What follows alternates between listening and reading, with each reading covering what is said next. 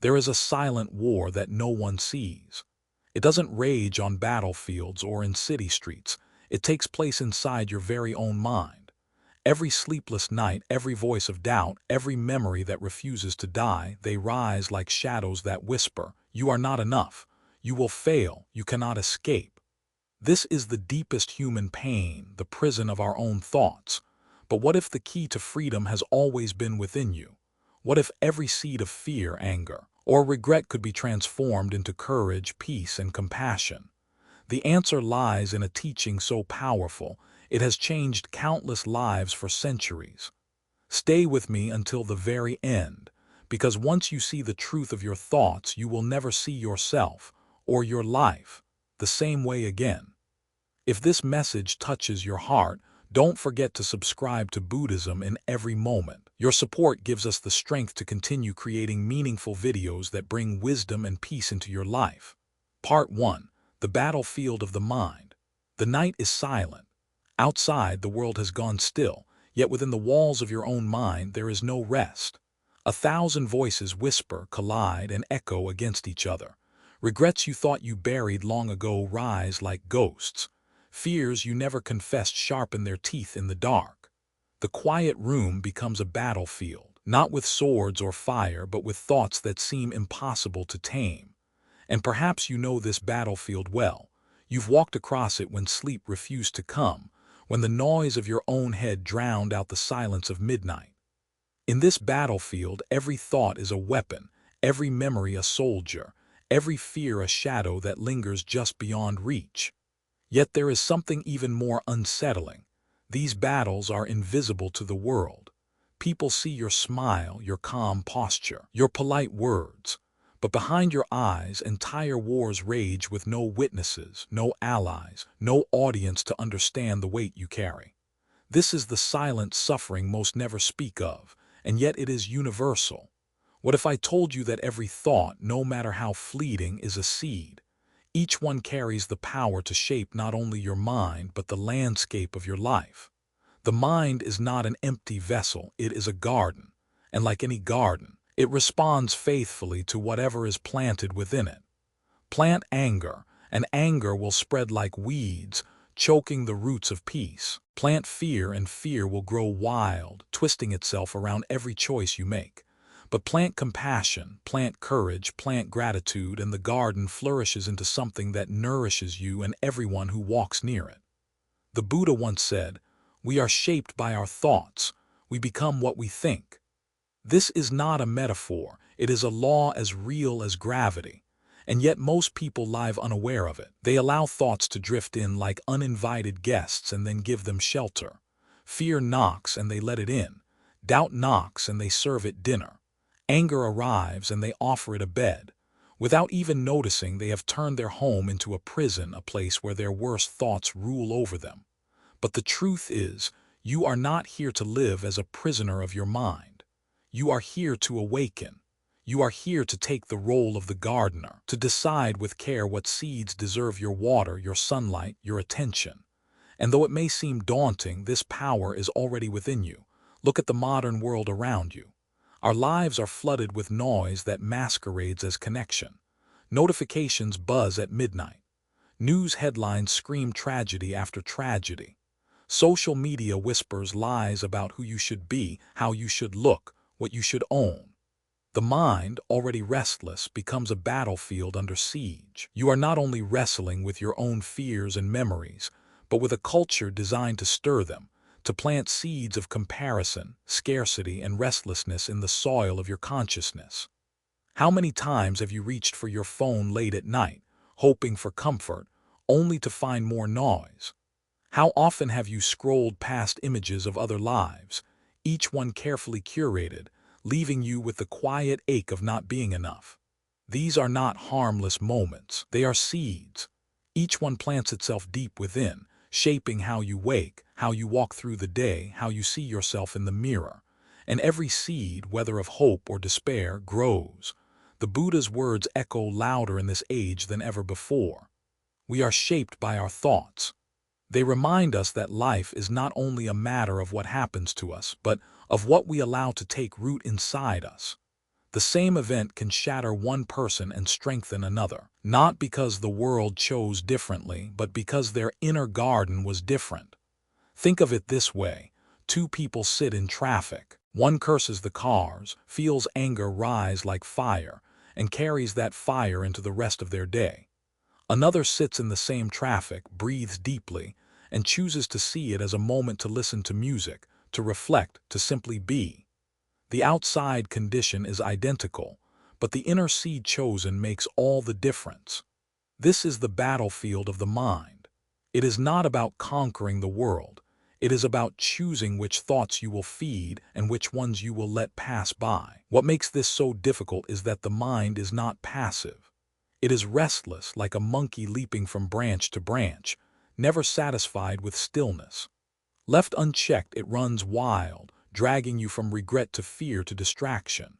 But awareness is the weapon, the shield, and the light that turns chaos into clarity. Awareness does not silence every thought, but it allows you to see them as they are. Just seeds, just visitors, not masters.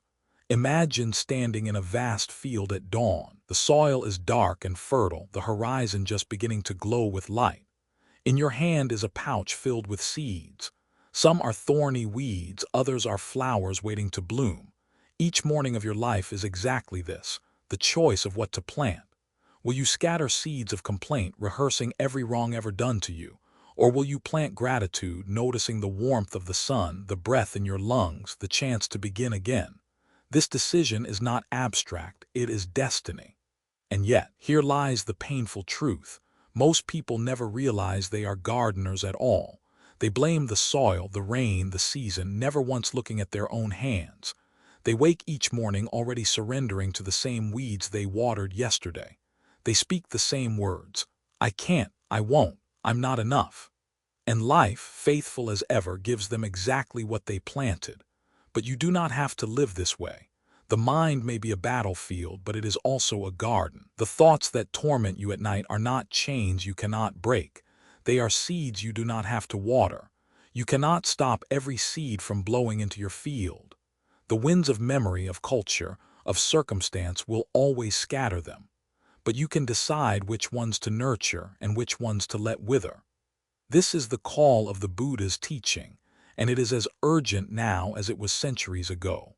For if you do not learn to tend the battlefield of your mind, you will live at the mercy of forces that do not care for your peace. But if you learn to see each thought as a seed, if you learn to guard the gates of your mind, then even in the silence of the night, when shadows gather, you will no longer be a prisoner.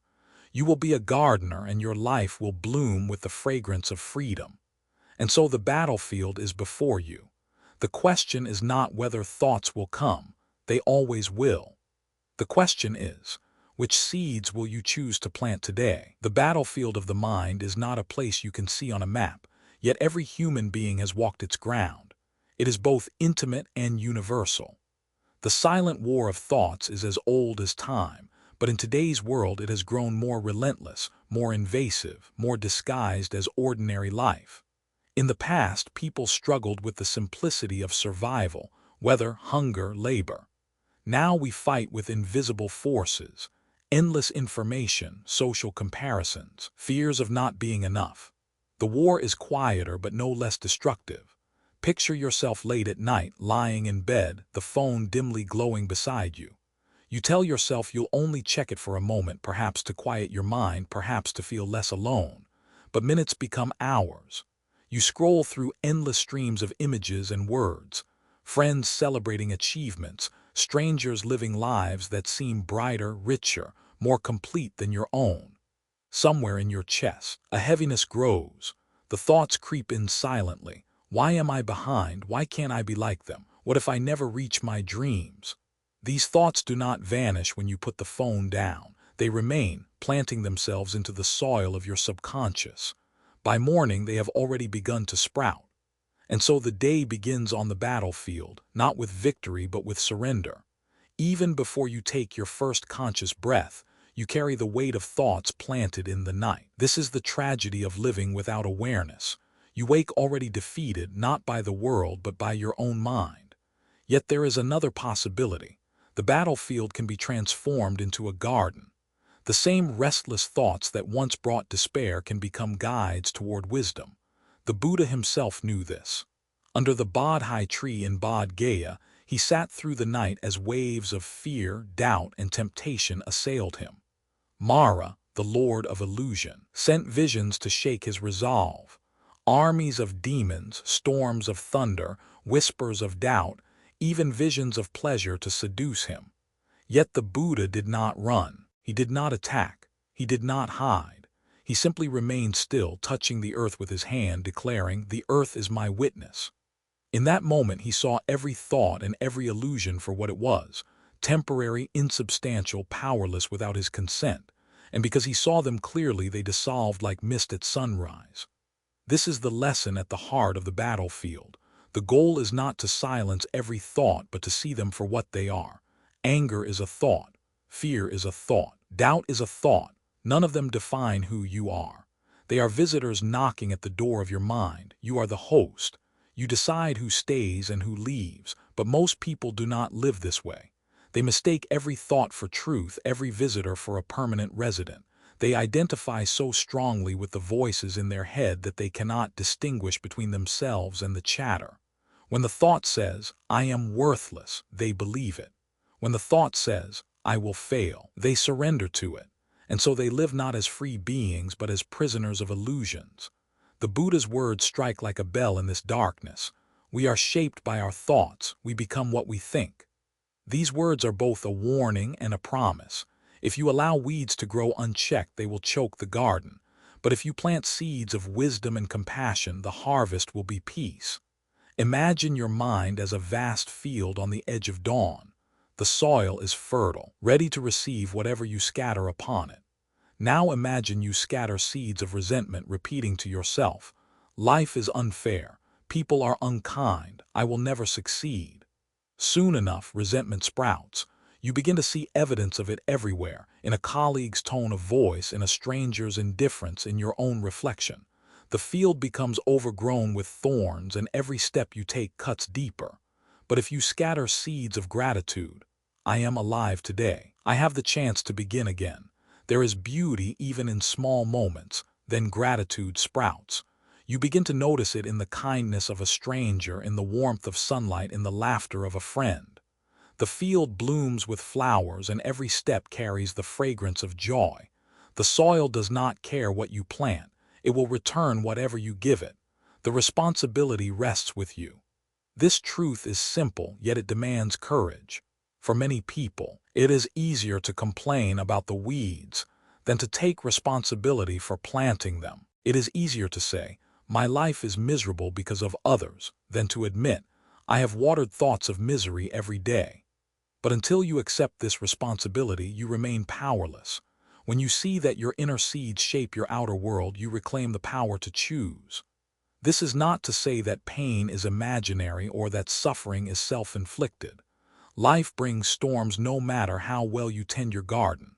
Illness comes, losses happen, tragedies unfold. But even in the storm, the garden responds to the seeds you plant.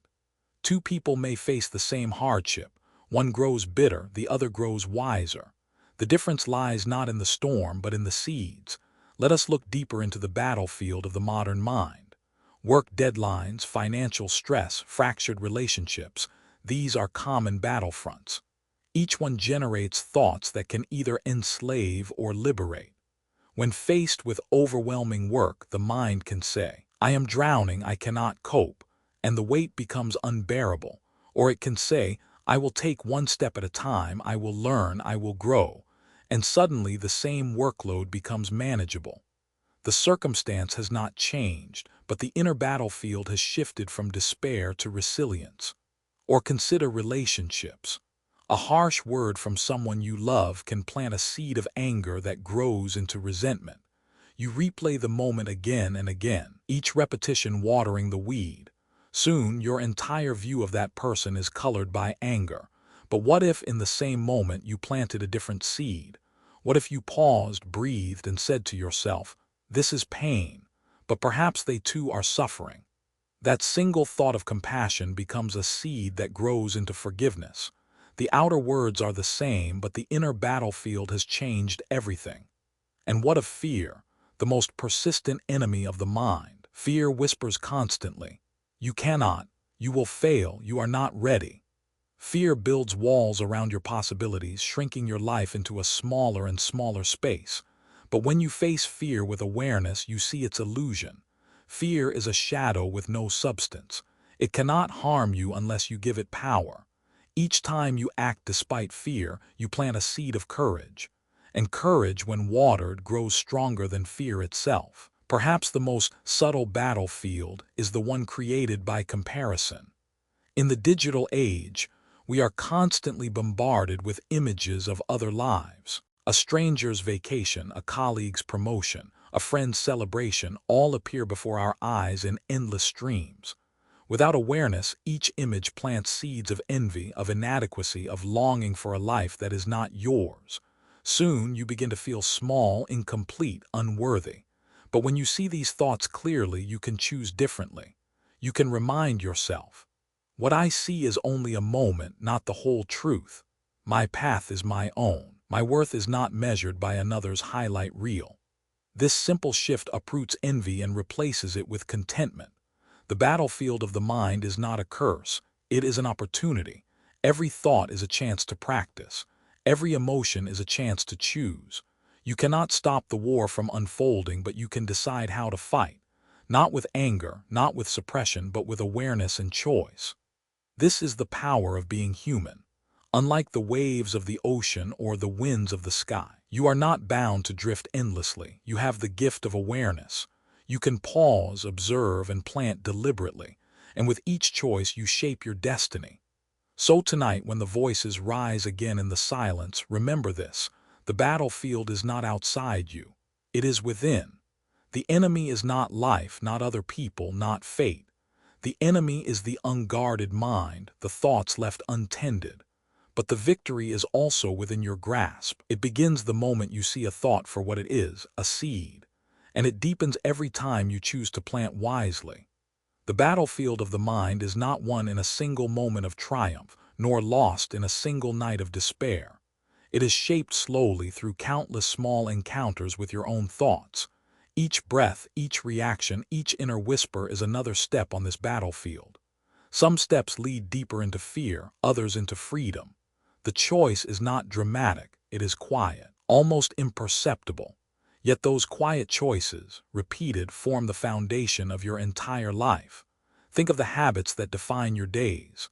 The way you greet the morning, the way you respond to frustration, the way you end the evening. Each of these is built from thoughts that once seemed small. A person who wakes and immediately checks their phone has trained their mind to be reactive. They are pulled into the world's noise before their own awareness even has a chance to rise. Another person wakes and takes one deep breath, planting a seed of gratitude before the day begins. Over time, the difference becomes vast. One garden grows wild with weeds, the other with blossoms. And yet the difference began with nothing more than a single thought at the break of day. This is why awareness is so vital. Without it, life is lived on autopilot.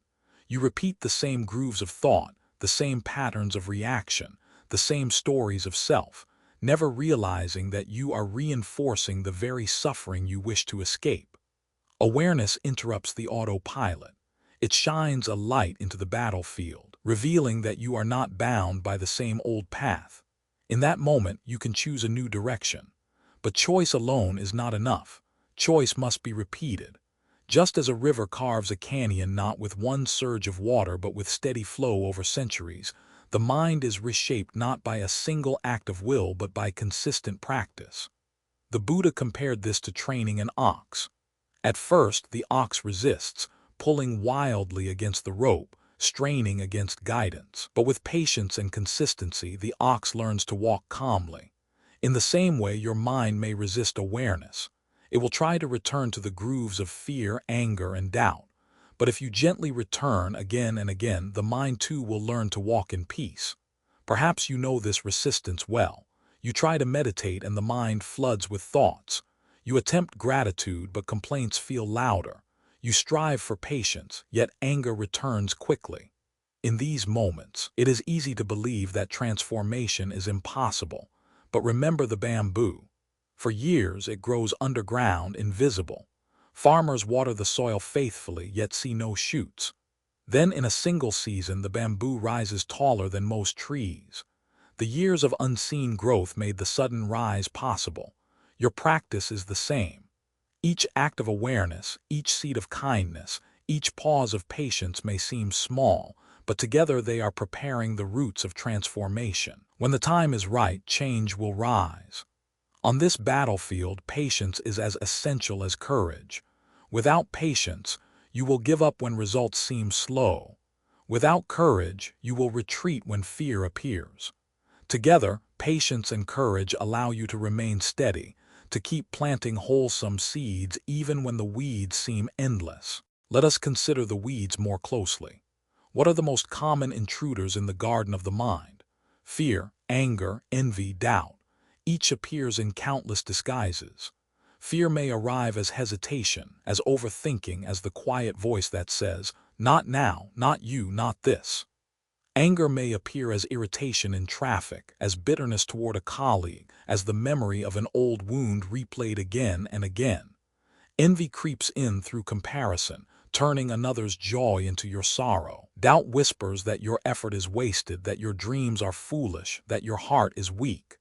These are the weeds that spread when left unchecked. But weeds are not enemies to be hated, they are signals. Their presence shows you where attention is needed. Just as a gardener does not curse the weeds but patiently removes them, you too must meet these thoughts with awareness, not hostility.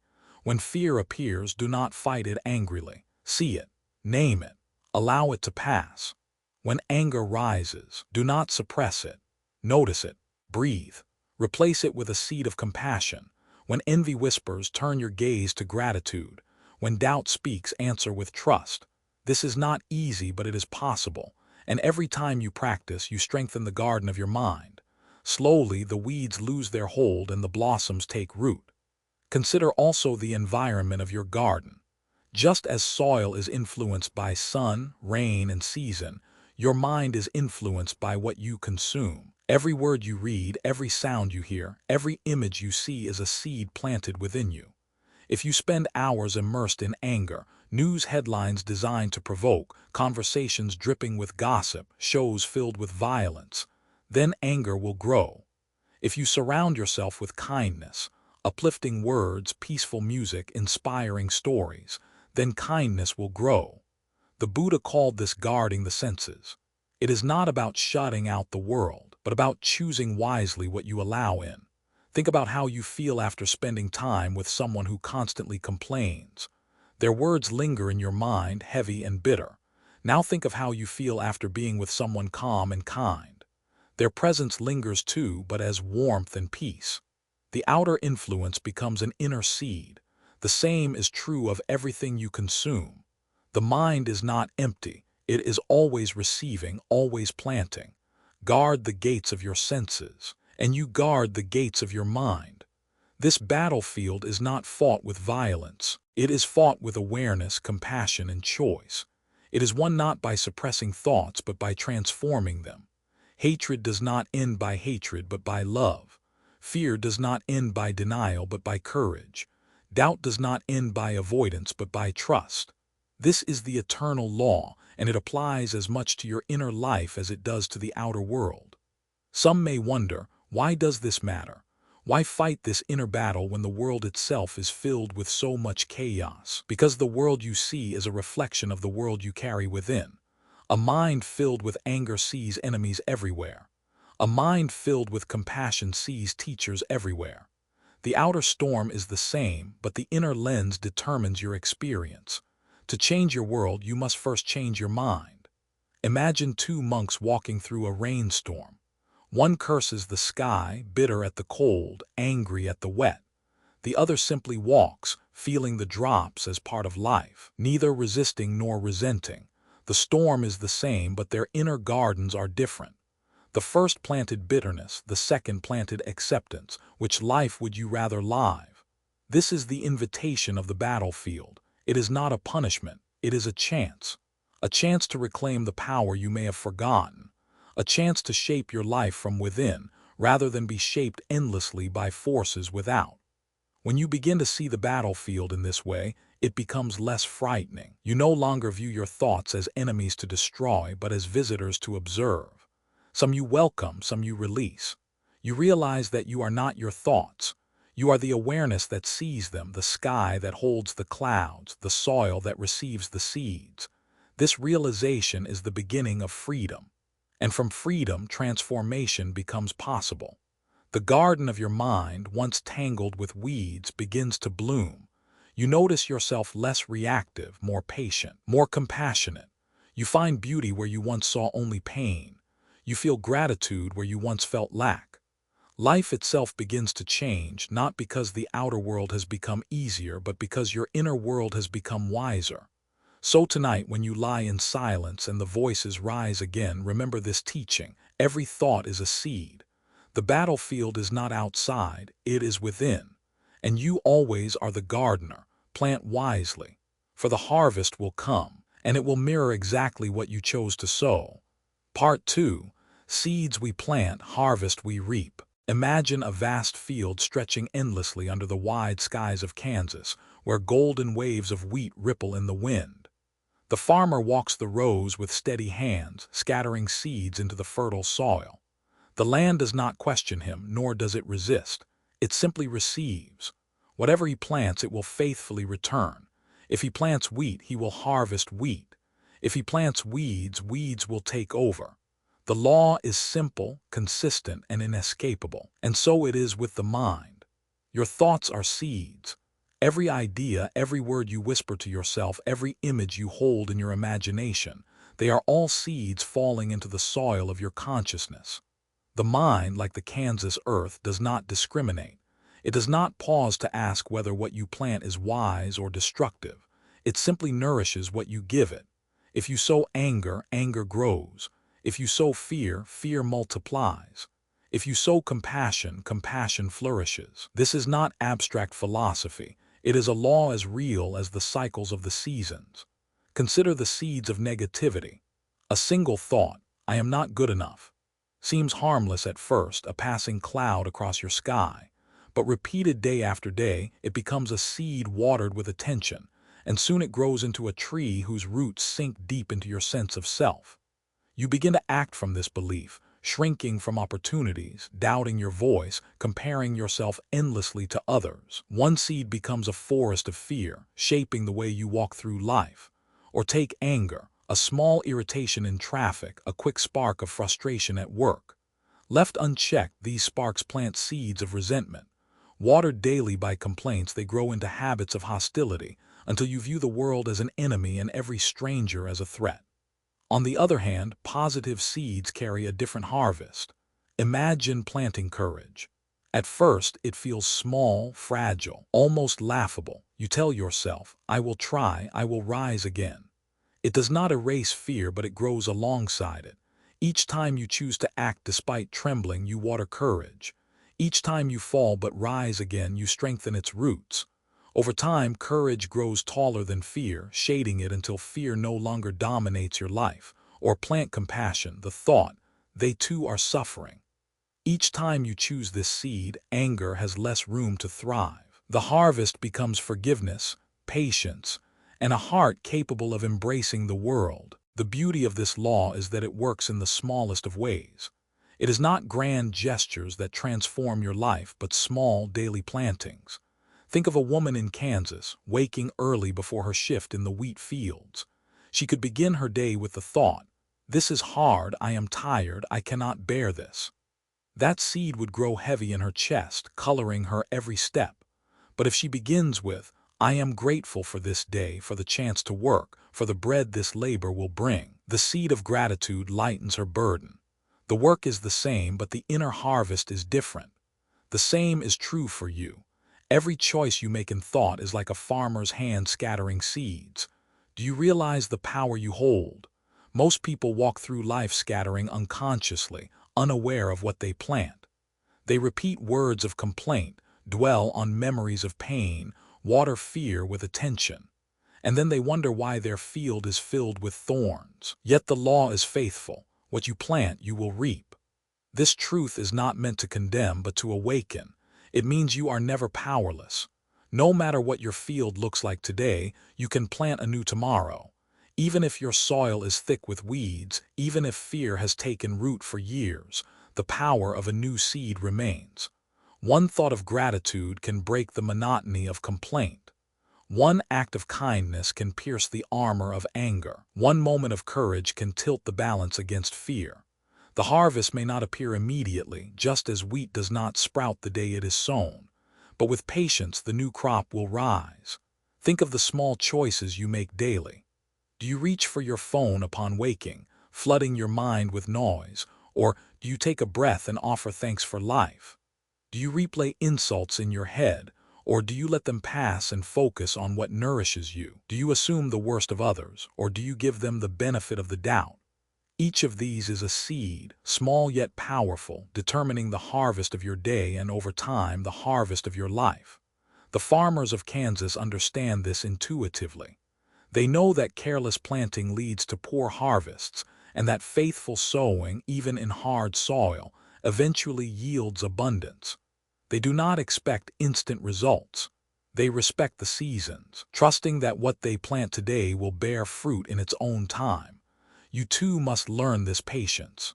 When you plant courage today, do not despair if fear still lingers tomorrow. When you plant compassion, do not expect anger to vanish overnight. Like the wheat, these seeds need time, but they will grow as surely as the sun rises over the fields. Science affirms what the Buddha taught long ago. Neuroscientists speak of neuroplasticity, the brain's ability to reshape itself through repeated thought and action. Every thought strengthens certain neural pathways, making them easier to travel next time. Negative thoughts carve grooves of despair. Positive thoughts carve grooves of resilience. This is nothing other than the modern language of seeds and harvest. What you think repeatedly, you become. What you water daily, you embody. Pause for a moment and reflect. What seeds are you planting most often? Do you water worry more than gratitude? Do you scatter seeds of judgment more than compassion? Do you dwell more on what is lacking than on what is already present? The field of your mind is honest. It will reveal the truth. Look at your life today and you will see the harvest of your past thoughts. If the harvest is bitter, do not despair. Plant differently and the future will change. Let us consider a real example. A man loses his job unexpectedly. His first thought is, "I am ruined, I will never recover." That seed grows into despair. He stops trying, withdraws from friends, and sinks into bitterness. Another man in the same situation thinks, "This is painful, but perhaps it opens a new door." That seed grows into resilience. He learns new skills, meets new people, and eventually finds a path more aligned with his heart. The outer circumstance is identical, but the inner planting creates a different harvest. Or think of a young woman facing heartbreak. Her thoughts could be, "I am unlovable. I will always be abandoned." These seeds grow into walls around her heart, preventing her from loving again. But if she chooses, "This pain will teach me compassion, I will love more wisely," then the seed of growth turns her wound into wisdom. Again, the soil is the same, but the planting changes everything. In truth, you are planting seeds even now as you listen to these words. They too will take root, whether as inspiration or dismissal. The mind is always receiving, always sowing. The question is not whether seeds will be planted, but which ones. So how do you become a mindful farmer of your own mind? First, awareness. Notice the seeds you scatter. Do not let them slip by unnoticed. Second, intention. Choose what you wish to plant. Do not wait for the weeds of habit to decide for you. Third, patience. Trust the process, knowing that growth takes time. And fourth, consistency. A single seed planted once will not change the field, but seeds planted daily, watered with attention, will transform the landscape. The Kansas wheat fields remind us that abundance is not an accident. It is the result of deliberate planting, faithful tending, and trust in the unseen seasons. Your life is no different. The harvest you long for, peace, love, strength, depends not on luck but on what you plant in the soil of your mind. When you look back years from now, you will see clearly the crops you chose to grow. Will your field be filled with bitterness or with compassion, with weeds of regret or with flowers of joy? The choice is yours, and it begins with a single thought planted today. So walk into your field with awareness. Scatter seeds of courage where fear once grew. Plant gratitude in the empty places of your life. Water compassion where anger has taken root. Tend carefully, faithfully, with patience. And trust this unbreakable truth. The harvest will come, and it will be exactly what you planted. Walk again through the Kansas fields in your imagination, this time at dusk. The horizon glows with amber light, and the farmer walks slowly, inspecting his rows. He knows that not every seed will sprout, not every stalk will reach maturity. Some will be eaten by birds, some scorched by sun, some lost to storm. Yet he does not despair. He plants more, he waters faithfully, and he trusts the process. This patience is not resignation, it is wisdom. For he knows that abundance does not come from clinging to each seed, but from faith in the cycle of planting and harvest. Your mind works the same way. Not every positive thought will immediately bear fruit. You may practice gratitude and still feel moments of lack. You may plant courage and still feel fear. You may sow compassion and still feel anger rise within you. Do not despair. These seeds, even if unseen, are alive beneath the surface. They are shaping you silently, preparing to sprout when the season is right. The unseen work is no less important than what blooms above the soil. The danger lies not in imperfection, but in giving up. Too many abandon their gardens because they expect instant results. They meditate once and find their mind restless, so they quit. They try kindness once and are met with indifference, so they retreat. They offer forgiveness once and feel the sting of old pain return, so they conclude it is impossible. But a farmer who planted wheat and saw no sprouts after one day would be foolish to abandon the field. He knows that growth takes time. Should your mind be any different? Let us look at the weeds again, for they too teach us. Weeds grow quickly, often faster than the crops we desire. Why? Because they require little care. Negativity spreads effortlessly because the mind's survival instincts cling to it. We remember insults longer than compliments. We fear danger more than we savor joy. This is the mind's way of protecting us, but if left unchecked, it chokes our peace. The weeds remind us that without deliberate planting, the field will not remain empty. It will be overtaken. To leave your mind unattended is to invite weeds. But here is the hope. Just as weeds are pulled, so too can negative patterns be uprooted. Each time you interrupt a cycle of anger, each time you replace complaint with gratitude, you are pulling weeds. It may feel tiring at first, but over time the weeds lessen. The soil becomes easier to tend. The flowers have more room to grow. The garden becomes a place of beauty rather than struggle.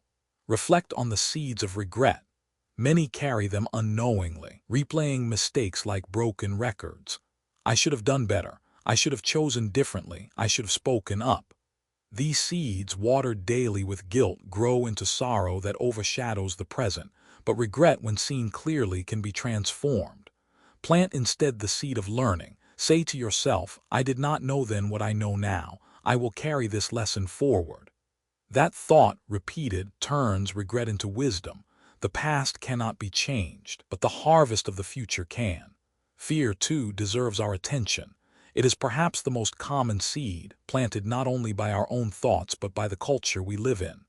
Advertisements tell us we are not enough. News headlines scream danger. Social media whispers that we are missing out. Fear grows easily because it is constantly scattered by the world around us. Yet even fear, when met with courage, can be transformed. Courage does not mean the absence of fear, but the decision to plant something stronger beside it. Each time you act despite trembling, you water courage. Each time you speak your truth despite doubt, you strengthen its roots. Eventually, the harvest is not a life without fear, but a life where fear no longer rules. Anger is another seed that multiplies quickly. A harsh word, a rude gesture, an injustice. These moments scatter anger like dandelion fluff on the wind. Soon the field is covered and peace feels impossible. But anger, too, can be redirected. Underneath anger is often hurt, and beneath hurt is longing for respect, for love, for understanding. When you look deeper, you can plant compassion where anger once grew. You remind yourself, they too suffer. Their anger is their pain. This does not excuse harm, but it prevents your own heart from becoming consumed. The harvest becomes understanding instead of bitterness. Now imagine positive seeds in daily life. A simple thank you to a colleague plants gratitude. A deep breath before responding to criticism plants patience. A smile to a stranger plants kindness. Each act is small, yet no seed is wasted. They accumulate, forming habits of the heart. Over time, these habits shape your identity. You become known not by your possessions or achievements, but by the fragrance of your garden, the peace you carry, the kindness you offer, the resilience you embody. Science supports this truth. Psychologists speak of confirmation bias. The mind seeks evidence for what it already believes. If you plant seeds of inadequacy, you will notice every failure, every rejection, every flaw. But if you plant seeds of worth, you will notice progress, support, and strength. The same world, the same events, but filtered through different seeds. This is not illusion, it is perception shaping reality. Let us travel beyond Kansas for a moment to the vineyards of Napa Valley. There, grapevines cling to rocky soil, enduring droughts and storms. Yet from this hardship comes the finest wine. Farmers know that stress in the right measure strengthens the vine. In the same way, your struggles can strengthen you if you plant the right seeds. Hardship alone does not guarantee growth. It is the seed you plant in response that determines the harvest. Plant despair and hardship breaks you. Plant resilience and hardship refines you. Think of a man facing illness. One thought says, "This is the end. Life is unfair." That seed grows into bitterness, poisoning even the days he has left. Another thought says, "This is painful, but I will use it to deepen my gratitude, to cherish each moment, to love more fully." That seed grows into peace, allowing even suffering to bloom into meaning. The illness is the same, but the harvest is different. Or imagine a student who fails an exam. One thought says, "I am stupid, I will never succeed." That seed grows into shame, leading him to quit. Another thought says, "I must try differently. This is a chance to learn." That seed grows into perseverance, leading him to study harder and eventually triumph. Failure is not the enemy. The seed planted in response determines whether it becomes the end of growth or the beginning of it. The Buddha's wisdom is echoed in every field, every vineyard, every garden. Life is faithful to what you plant. It does not betray you. It simply mirrors your choices. This realization is both humbling and empowering. It means you cannot blame others for the state of your garden, but it also means you always have the power to change it. So pause and ask yourself now, what seeds will you plant today? Will you water fear or courage?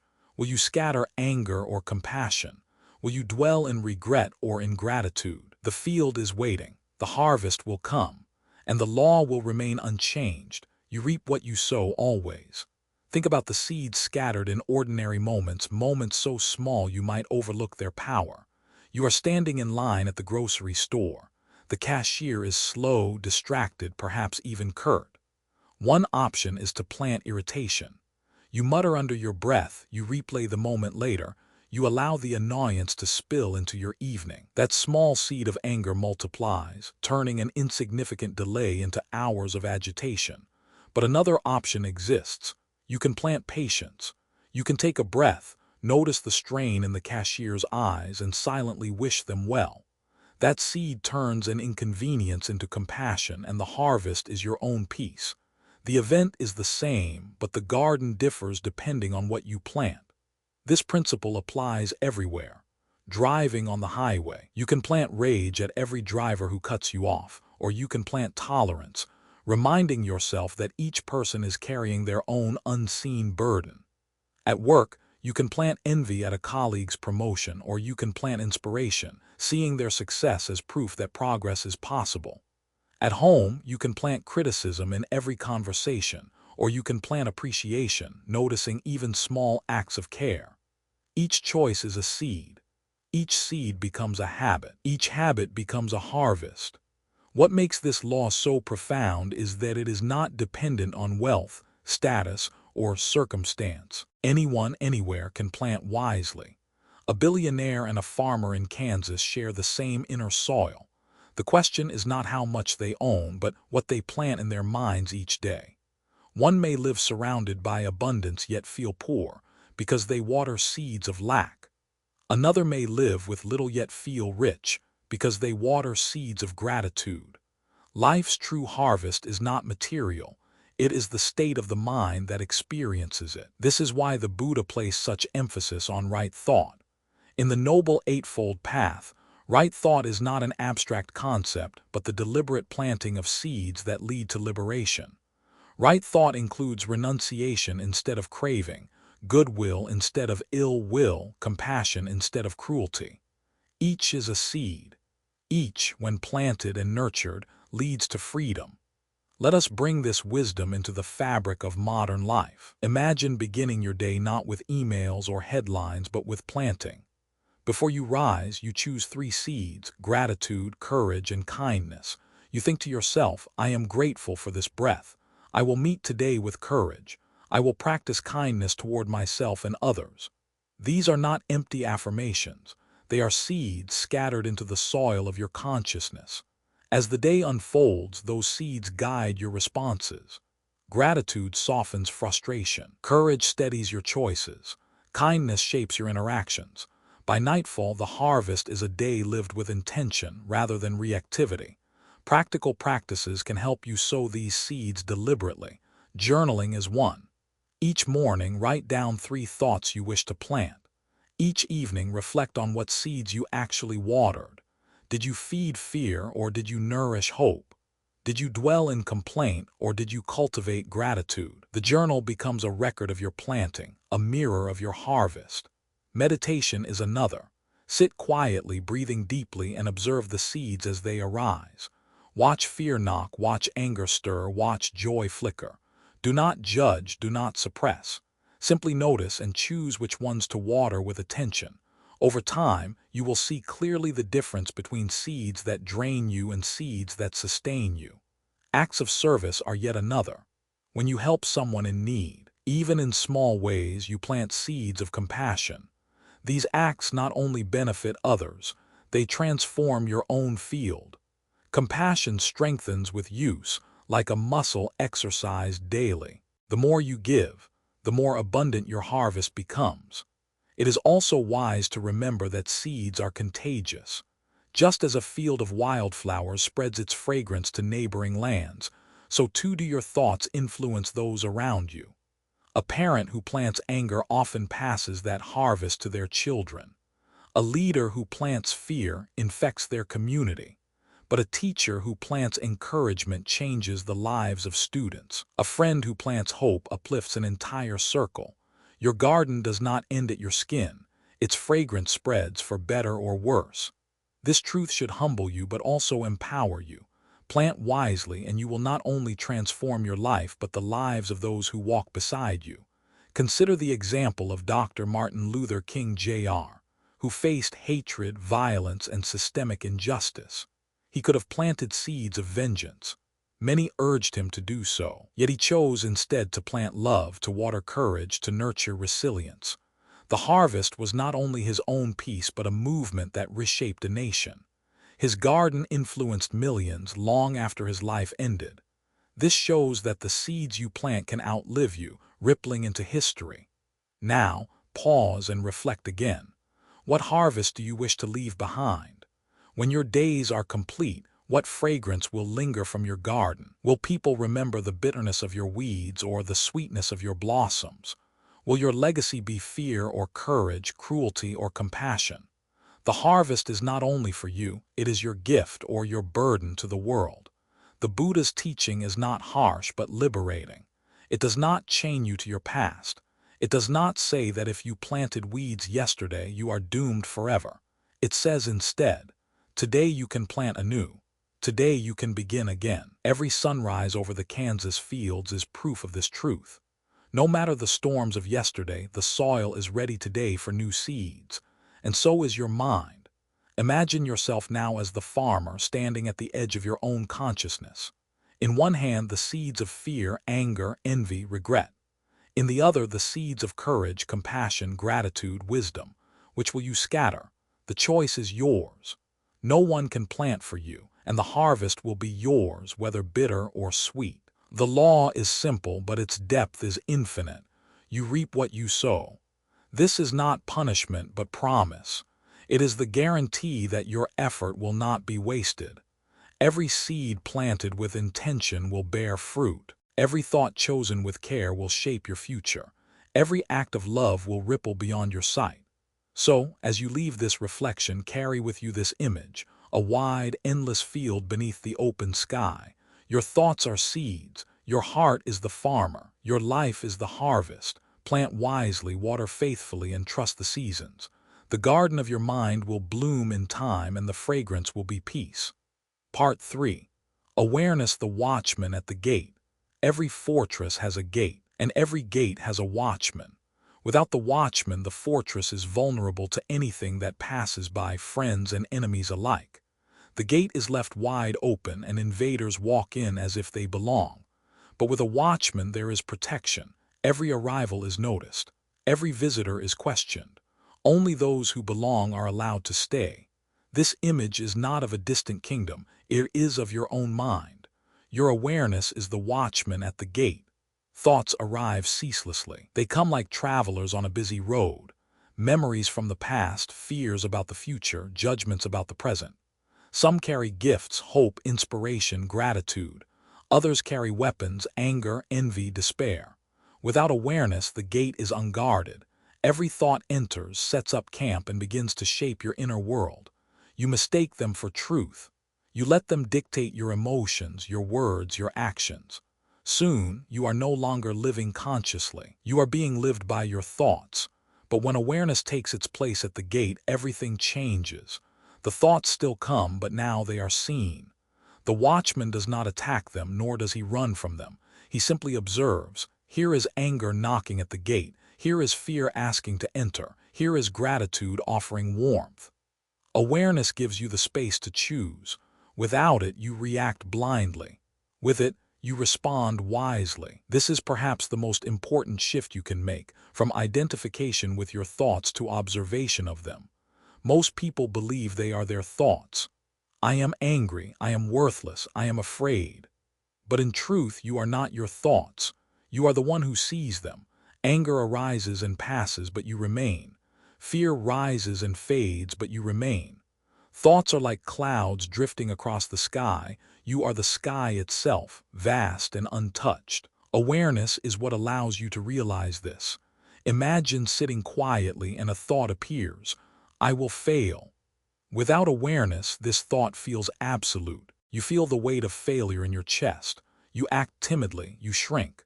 But with awareness, you see it as just that, a thought. You note it almost as if labeling it. This is fear, this is doubt. In naming it, you create distance. The thought no longer defines you. It is simply a visitor passing by the gate. You can let it pass without granting it power. The Buddha compared the untrained mind to a monkey, leaping from branch to branch, restless and distracted. Awareness is the calm presence that notices the monkey's movements without being dragged along. When you practice awareness, you are no longer yanked endlessly from one thought to another. You become the steady observer, the one who watches without losing balance. But awareness is not passive. It is not mere noticing. It is an active guarding, a conscious choosing. Like the watchman at the gate, awareness asks, does this thought deserve entry? Will it bring peace or disturbance? Will it nourish or poison? And in that pause, you reclaim your freedom. Think of your daily life. You open your inbox and there it is, an email that feels like criticism. Without awareness, your mind reacts instantly. Anger, defensiveness, perhaps even shame. You type a sharp reply or you stew in resentment, but with awareness, you notice the spark. Here is anger rising. You breathe. You let the initial heat pass. Then from a calmer place, you choose your response. Perhaps you reply with clarity instead of attack. Perhaps you wait until your mind is steady before responding at all. The outer event is the same, but awareness at the gate changes everything. Or consider a moment of loneliness. The thought comes, no one cares about me. Without awareness, the thought grips you, pulling you into despair. You believe it, feed it, let it shape your mood. But with awareness, you pause, you note, here is loneliness. Here is the thought that I am unloved. You see it as a visitor, not as truth. And in that pause, you might recall a friend who once reached out or feel gratitude for the simple gift of being alive. The loneliness does not vanish instantly, but it no longer chains you. Awareness can be practiced anywhere. Walking down the street, you notice your mind commenting on every passerby. She looks tired. That car is too slow. The weather is terrible. Without awareness, you drown in these judgments. With awareness, you simply see, judgment is arising. You smile gently, let it pass, and continue walking in peace. The world has not changed, but your relationship to it has. One powerful way to train awareness is through mindful journaling. Each day, take a few minutes to write down the thoughts that visited you. Do not censor them. Do not judge them. Simply record. This morning I thought about failing at work. This afternoon I worried about money. This evening I remembered an old hurt. In writing them, you step into the role of observer. You begin to see patterns. You notice which seeds you plant most often. You realize that many of the thoughts repeat, wearing the same grooves into your mind. And with this realization, you gain the power to choose differently. Another practice is the simple pause. Before reacting, before speaking sharply, before making a decision, pause. Take one conscious breath. In that single breath, awareness steps forward.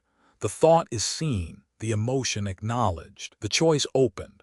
Often that single breath is enough to prevent a weed from taking root. It is important to understand that awareness is not suppression. To suppress a thought is to push it into the shadows where it often grows stronger. Awareness is light. It says, I see you, you are here. And in the seeing, the thought loses its grip. Like a thief caught in the act, it cannot continue its mischief under the gaze of awareness. This is why meditation is so transformative.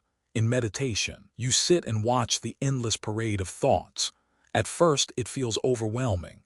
The monkey mind leaps more than ever, but with practice, you learn not to chase each thought. You learn to remain as the watcher, and slowly the thoughts lose their power. They come and go, but you remain steady. This steadiness begins to carry into your daily life. The watchman at the gate becomes ever more alert, ever more compassionate, ever more wise. Awareness is not only the guardian of your thoughts, but also the healer of your relationships. Consider how many conflicts are fueled not by what is said, but by unconscious reactions. Someone makes a careless remark, and before you know it, your mind has spun a story. They don't respect me. They always belittle me. They will never change.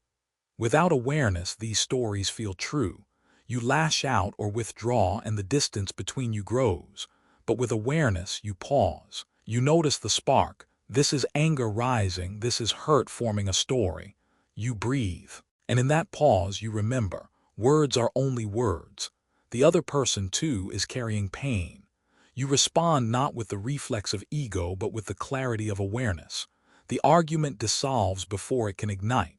In families, awareness becomes the gentle bridge across generations.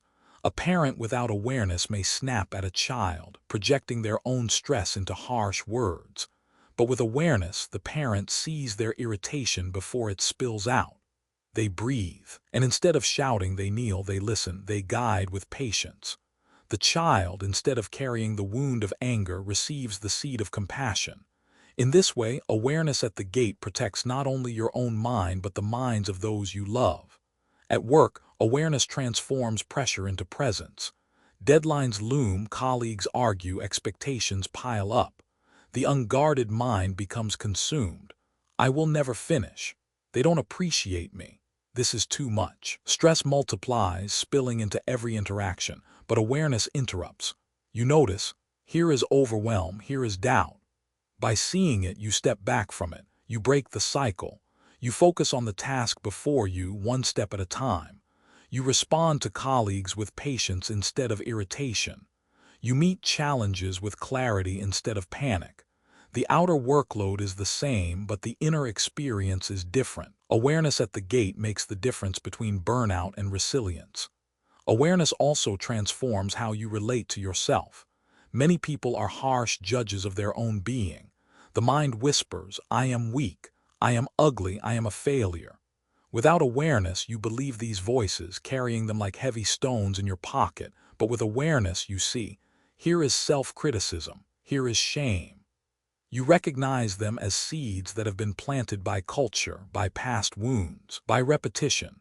You realize they are not truth but habits, and in that realization you open the possibility of self-compassion.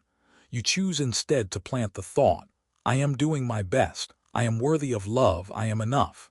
Slowly your relationship with yourself shifts.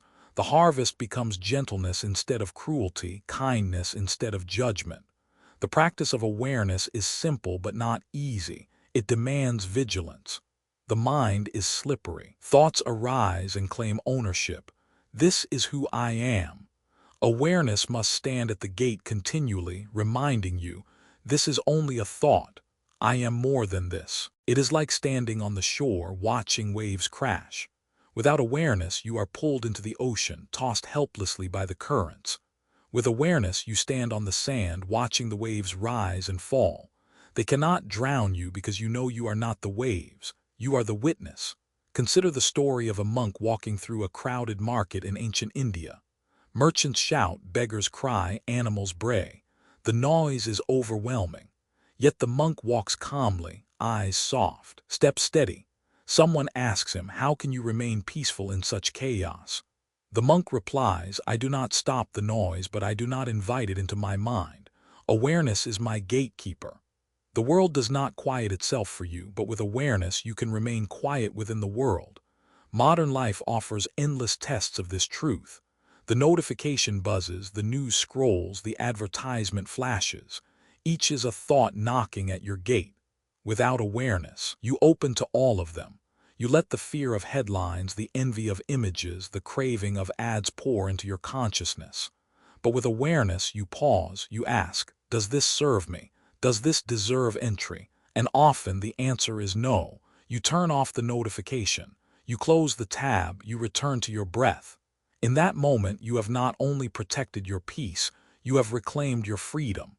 There is great dignity in this freedom. It means you are no longer a slave to every passing thought, every cultural message, every habit of mind. You become sovereign over your inner world. And from this sovereignty, your outer world begins to shift. People notice the steadiness in your presence. They feel the calm in your words, the clarity in your choices. You influence not by control, but by example. Your awareness inspires theirs. Of course, there will be times when the watchman sleeps. Awareness fades, and old patterns return. You snap in anger, drown in worry, wallow in self-pity. Do not despair.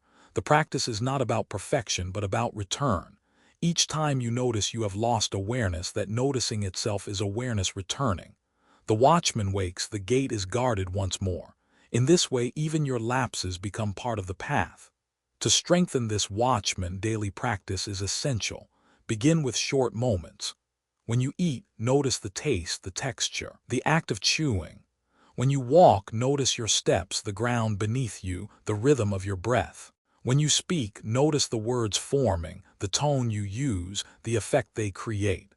Each act of noticing strengthens awareness. Over time, the watchman becomes alert even without effort. Awareness becomes your natural state. And here lies a deeper truth. Awareness itself is never absent, it is only overlooked. Like the sun hidden by clouds, it is always shining. Even in your darkest moments, the light of awareness is present. When you remember it, the clouds part.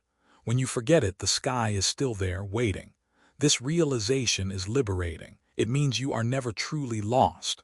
The watchman at the gate is never gone. It is only asleep, waiting to be called. So call it.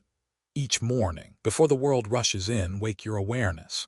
Each evening before you sleep, thank it for guarding you.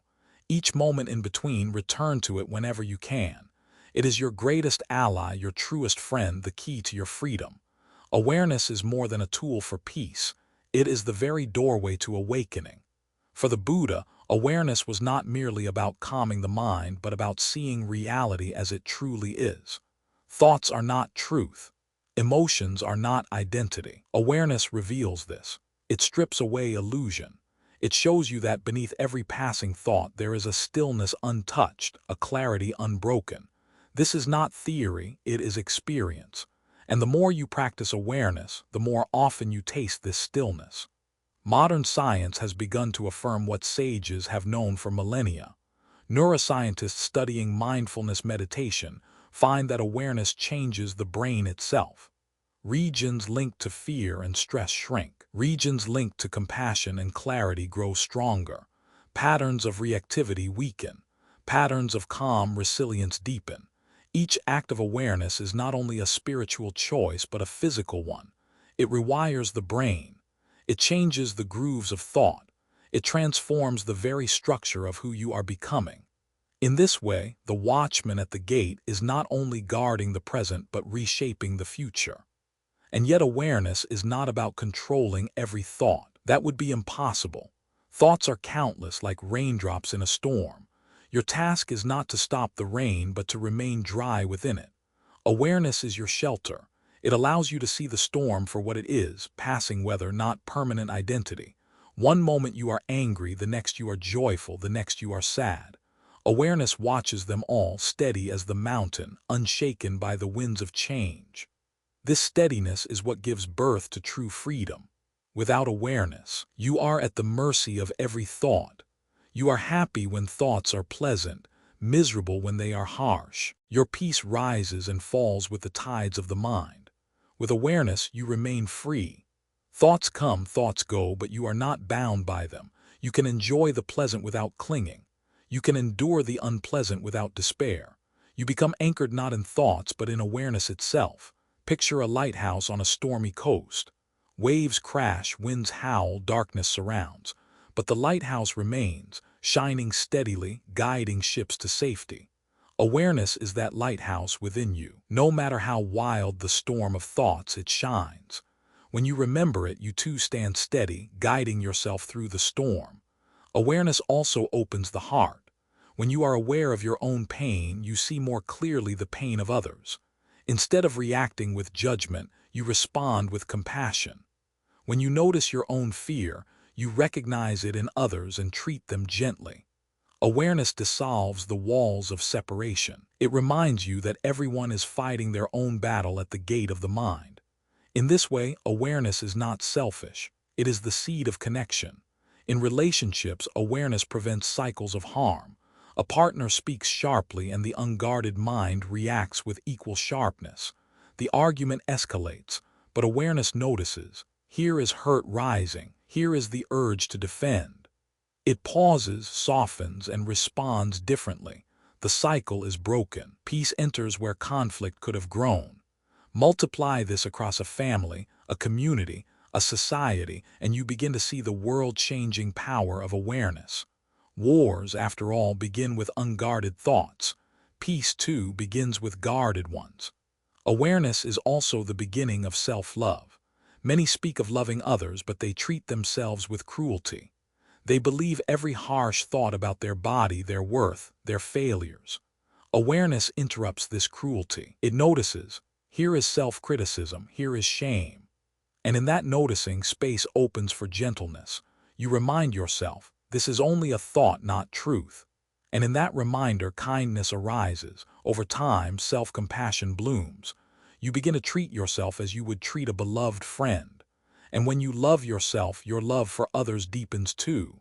To cultivate awareness, practices must be consistent yet gentle.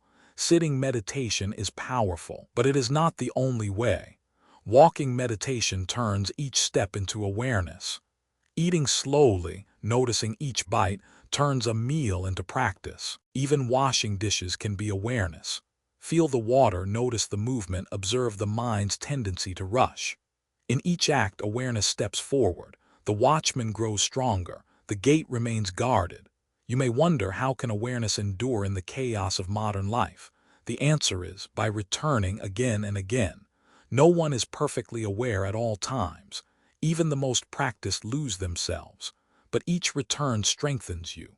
Each time you notice you were lost in thought, awareness has already returned. Celebrate that moment. It means the watchman is awake. Let me share an image. Imagine you are walking through Central Park in New York City. The park is beautiful, but your mind is elsewhere, lost in worries about work. Suddenly, you notice the sound of birds, the laughter of children, the warmth of sunlight on your face. That moment of noticing is awareness. The park was always there, but you were absent. Now you are present. This is the gift awareness offers. The chance to return to life as it is, not as your thoughts imagine it. Awareness is also profoundly healing. Trauma, grief, anxiety all leave deep imprints in the mind. Without awareness, these imprints dominate, replaying endlessly. With awareness, you begin to see them as patterns, not identity. You say, here is pain, here is fear, here is memory. You breathe with it, sit with it, hold it gently. Over time, the grip loosens. The wound is not erased, but it is integrated. You carry it with wisdom, not with chains. Many who practice awareness describe it as the first time they could breathe freely after years of suffocation. The harvest of awareness is vast. It is calm in the storm. It is clarity in confusion. It is compassion in conflict. It is freedom in the face of fear. But perhaps its greatest gift is presence. When you live with awareness, you are here fully in each moment. Life is no longer a blur of past regrets and future anxieties. It is this breath, this step, this heartbeat. And in presence, you discover a quiet joy that requires nothing else. As part 3 comes to a close, remember the image of the watchman at the gate. Your mind is a fortress, precious and powerful. Thoughts will always come, some with gifts, some with weapons, but you are not powerless. You have awareness. You have the watchman. Place him at the gate. Let him see clearly. Let him choose wisely. And in doing so, you will transform the fortress of your mind into a sanctuary of peace. Part 4, transforming shadows into light. Every human heart carries shadows. Anger that burns, envy that poisons, fear that paralyzes, regret that haunts. These shadows are not signs of failure. They are part of the human experience. To deny them is to deny our humanity, but to remain enslaved by them is to live in darkness. The true art of the spiritual path is not to banish shadows, but to transform them. The Buddha taught that hatred never ends by hatred, but only by love. Fear dissolves not through avoidance, but through courage. Envy fades not through denial, but through joy for others. This is the alchemy of the mind, turning shadows into light. Consider anger. It often begins as a spark, a rude comment, an unfair action, a betrayal. Left unchecked, that spark ignites into fire, consuming peace and clarity. Anger blinds, turning loved ones into enemies, turning moments of life into battlefields. Yet beneath anger lies energy, an intensity that, if redirected, can become a force for protection, justice, or compassion. Imagine the anger of seeing someone mistreated. Without awareness, that anger lashes out destructively. With awareness, it transforms into compassion-driven action, into a voice for justice, into a hand reaching to protect. The shadow of anger becomes the light of care. Envy is another shadow. It whispers when you see someone succeed, "That should be mine. I am lacking." It corrodes the heart, turning joy into bitterness. But envy too holds hidden light. Beneath it lies admiration, the recognition of qualities you value. Awareness allows you to see this. Instead of envying another's success, you can celebrate it. You can let it inspire you, showing you what is possible. Envy transformed becomes sympathetic joy, one of the highest states the Buddha praised. Instead of shrinking in bitterness, you expand in delight, and your heart becomes as wide as the sky. Fear may be the darkest shadow of all. It freezes you, builds walls around your life, convinces you that safety lies in retreat.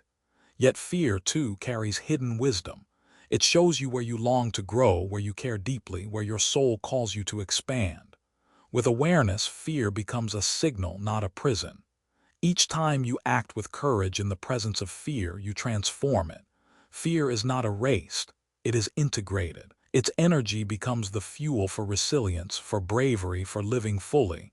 Transformation is not magic, it is practice. One method is simple: replacement. For every negative thought, plant a positive one. When anger says, "They are my enemy," replace it with, "They too suffer." When envy says, I lack, replace it with, I rejoice in their joy.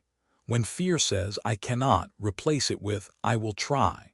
This practice may feel artificial at first, but repetition rewires the mind. Neuroscience confirms that the brain forms new pathways with each thought. Old habits weaken when not repeated. New habits strengthen when nurtured. This is not self-deception, it is training. Just as muscles grow with exercise, the mind grows with practice. Imagine this as a one-for-one replacement practice. Each time you notice a shadow thought, you replace it deliberately. One seed of anger is balanced with one seed of compassion. One thought of envy is balanced with one thought of gratitude. One fear is balanced with one act of courage. Day by day, thought by thought, the shadows lose their hold. The garden fills with light. Real life offers countless opportunities to practice this. A colleague receives the promotion you hoped for. Envy rises. Without awareness, you complain, withdraw, resent. With awareness, you notice the envy, name it, and replace it. I am glad for them. Their success inspires me. My path will come. At first, the words may feel hollow, but each repetition plants a seed. Over time, the heart shifts. You find genuine joy in another's joy. You no longer shrink in comparison, you expand in connection. Or consider conflict at home. Your partner forgets something important. Anger sparks. They don't care, they never listen. Without awareness, the anger burns into words that wound. With awareness, you pause, you breathe, you see the shadow of anger and you replace it. I am hurt, but they too are human. I can speak my need with kindness. The conversation shifts. Instead of widening the distance, you build a bridge. The shadow becomes light. In public life, too, this transformation matters. Think of leaders who respond to opposition with hatred. The result is division, violence, suffering. Now think of leaders who respond with compassion, even when attacked. They transform anger into reconciliation, fear into hope. History remembers them not for their shadows, but for their light. The same choice lies within you every day in every interaction. The practice of transforming shadows is not about perfection. Shadows will always arise. Anger, envy, fear, regret. They will visit again and again. The goal is not to banish them forever, but to meet them differently. Each time you transform a shadow, even in a small way, you strengthen your freedom. You become less reactive, more creative, more compassionate. You begin to trust that no shadow is final, that every darkness carries within it the seed of light. Transformation begins with honesty. To transform shadows, you must first be willing to see them. Many people hide from their darker thoughts. They pretend anger is not there, deny envy, bury fear, silence regret. But denial only makes shadows grow in secret. Awareness must turn toward them bravely, shining light into hidden corners. The Buddha did not tell his disciples to escape their shadows. He told them to face them with mindfulness.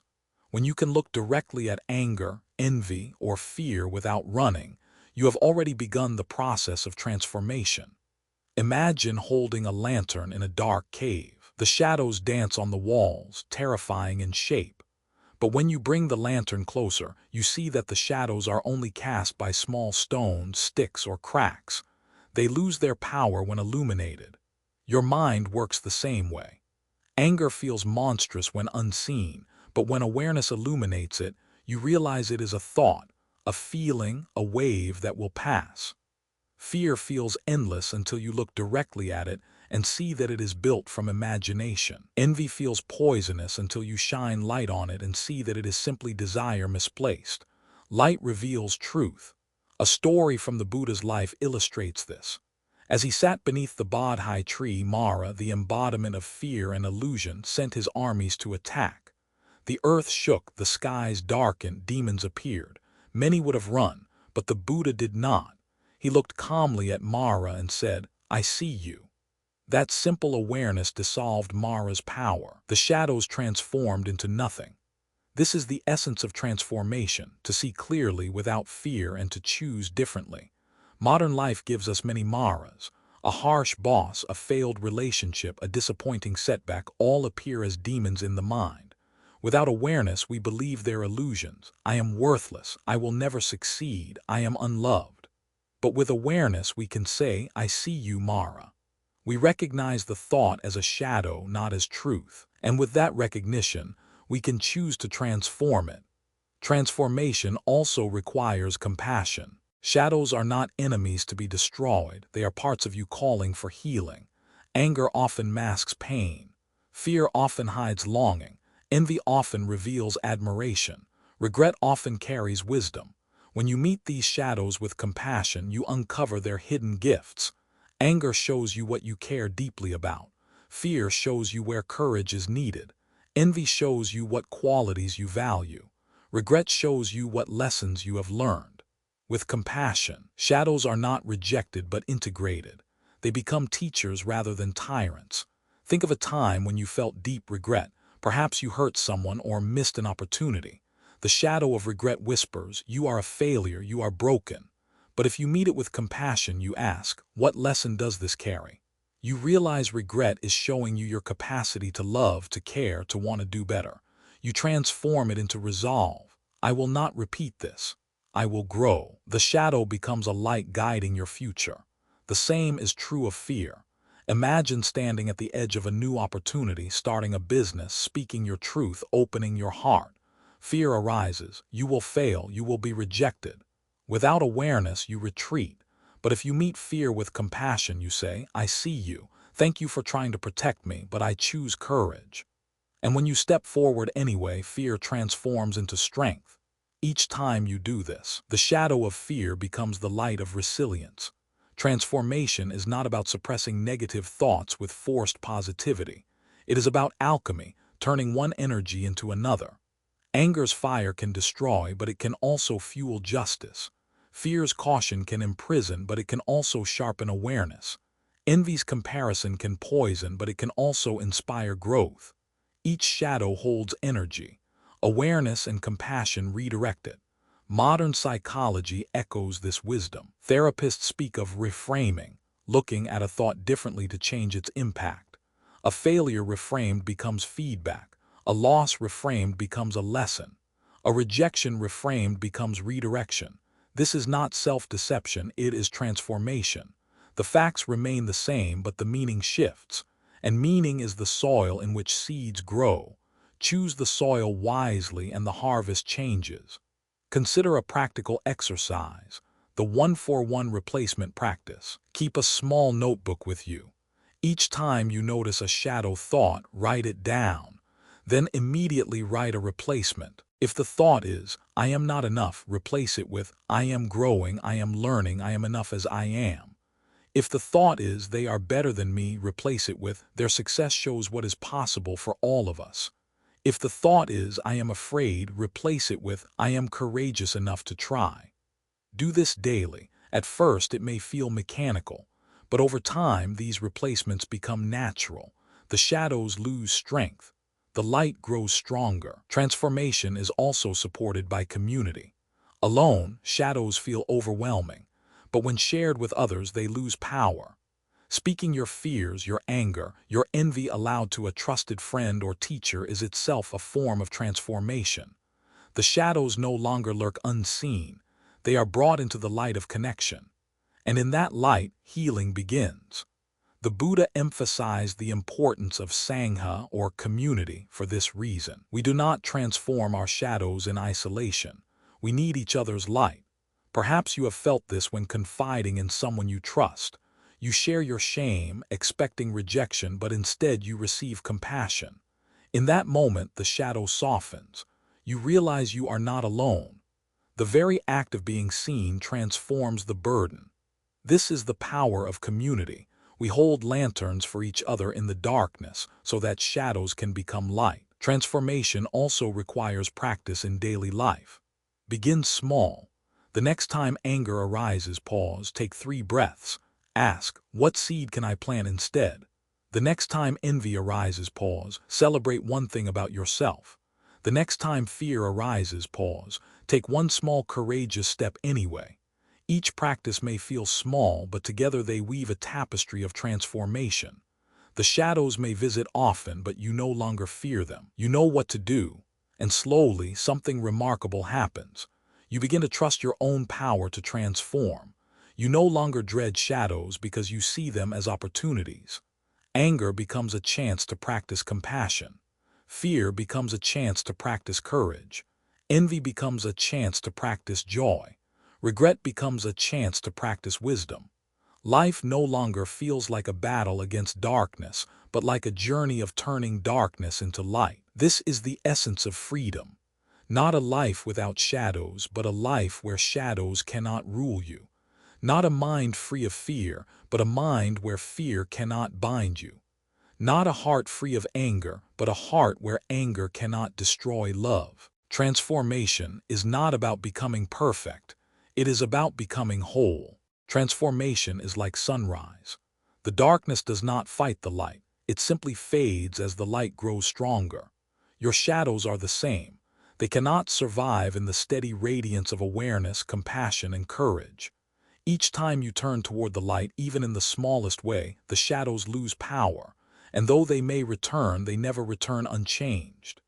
Each time you meet them wisely, they come back weaker, more transparent, less convincing. Think of the shadow of anger again. Imagine driving through Los Angeles traffic. A driver cuts you off. Instantly, your chest tightens, your jaw clenches, your mind explodes with curses. Without awareness, you carry this anger into the rest of your day. You honk, you fume, you replay the moment hours later, but with awareness, you catch it. This is anger. This is my shadow rising. You breathe. You remind yourself. Perhaps they are rushing to a hospital. Perhaps they are in pain. I too have made mistakes. The story shifts. The fire cools. What could have poisoned your whole day transforms into a moment of compassion. Now consider envy in the age of social media. You scroll through Instagram and see pictures of friends traveling in Paris, buying new homes, celebrating success. A knot forms in your stomach. Why not me? I am behind. Envy whispers its poison, but awareness interrupts. This is envy. This is my shadow speaking. Instead of feeding it, you choose to replace it. Their joy is proof of what is possible. I am grateful for their happiness. My path is unfolding in its own time. Suddenly, envy dissolves into inspiration. You close the app not bitter but motivated to nurture your own garden. Fear often appears at the threshold of growth. Imagine standing before a stage in New York City about to give a speech. Your heart races. Fear screams. You will fail. They will laugh. You will embarrass yourself. The unguarded mind retreats, but awareness steps forward. This is fear. This is the shadow. You breathe. You acknowledge it gently. Thank you for trying to protect me, but I choose courage. You step onto the stage anyway. Fear does not vanish, but it transforms into adrenaline, into energy, into presence. What once paralyzed you now empowers you. Regret, too, can become light. Imagine reflecting on a broken relationship. The mind says, I ruined everything. I am unworthy of love. The shadow of regret darkens your heart, but awareness sees it. This is regret. This is pain. Compassion enters. I did my best with what I knew then. I have learned. I will love more wisely next time. Regret softens into wisdom, into resolve, into hope. The shadow becomes a lantern lighting your future. The Buddha's teachings are filled with this alchemy. When he spoke of the 4 Brahma Viharas, loving kindness, compassion, sympathetic joy, and equanimity, he was offering tools of transformation. Loving kindness replaces hatred. Compassion replaces cruelty. Sympathetic joy replaces envy. Equanimity replaces fear and restlessness. Each is a light that transforms a shadow. These are not lofty ideals but practical seeds to be planted daily. Modern science supports this. Studies on gratitude show that it rewires the brain, reducing envy and increasing joy. Studies on compassion show that it strengthens resilience, calming anger and stress. Studies on mindfulness show that it reduces fear by quieting the brain's threat centers. What the Buddha taught centuries ago, science now affirms. Shadows can be transformed and practice is the path. So how do you live this transformation day to day? Begin with small acts. When anger rises, pause and place your hand on your heart. Whisper, may I be calm, may they be free from suffering. When envy rises, smile gently and say, may they be happy, may I rejoice in their joy. When fear rises, breathe deeply and take one step forward anyway. When regret rises, write down one lesson you have learned. These acts may seem small, but each is a spark of light in the darkness. Over time, the sparks join into a flame and the flame into a sunrise. Transformation is not a solitary journey. Seek out reminders. Surround yourself with people who practice light. Read words that inspire compassion. Listen to stories that encourage courage. Visit places that awaken gratitude. Each of these is like adding fuel to your flame. Shadows cannot survive in such company. And remember, transformation is a practice, not a performance. You will stumble. Anger will overwhelm you. Envy will poison you. Fear will paralyze you. Regret will haunt you. But each stumble is an invitation to practice again. Transformation is not about never falling. It is about rising each time with more wisdom. Imagine looking back years from now. You remember the moments of anger that once ruled you, the fears that once confined you, the envy that once consumed you. And you smile because you see how each became a teacher. Anger taught you compassion. Fear taught you courage. Envy taught you joy. Regret taught you wisdom. The shadows that once terrified you became the very forces that shaped your light. This is the true meaning of transforming shadows into light. It is not about erasing your humanity. It is about embracing it fully, even the parts that scare you, and turning them into something beautiful. The shadows are not proof of your failure. They are proof of your potential. Every shadow is an unopened gift, waiting for awareness and compassion to reveal its treasure. So the next time anger knocks at your door, greet it with compassion. The next time envy whispers, greet it with joy. The next time fear shouts, greet it with courage. The next time regret lingers, greet it with wisdom. This is your power. This is your path. This is your light. And remember always, the shadows are not the enemy. They are the soil from which your brightest light will grow. Part 5. The Mirror and the Sky Within. There is a mirror inside each of us, though many never stop to see it. This mirror is the mind. Whatever appears before it, it reflects. When anger stands in front of it, the mirror glows red. When fear lingers, the mirror trembles with shadows. When love arrives, the mirror radiates warmth. The mirror itself is neutral. It does not choose what to reflect. Yet over time, we forget this neutrality. We believe the reflection is who we are. If anger appears, we say, I am angry.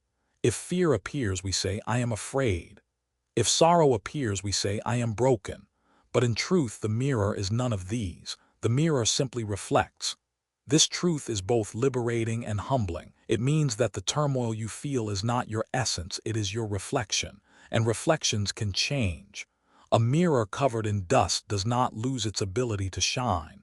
Wipe it clean and clarity returns.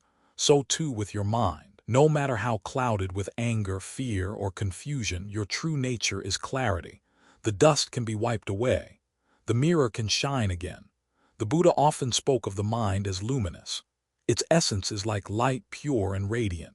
Thoughts, emotions, memories, they are passing stains, not permanent marks. The problem is not that stains appear, but that we mistake them for the mirror itself. We think, I am the stain, forgetting that beneath every stain is clarity untouched. To remember this is to begin the path of freedom. Another image, equally powerful, is the sky. Look upward on any day and you see clouds moving across the heavens. Some are light and fluffy, drifting easily. Others are dark and heavy, bringing storms. But beneath them all, the sky remains vast and unbroken.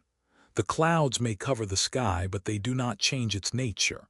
And when the storm passes, the sky is as open as ever. Your mind is the sky. Thoughts and emotions are clouds.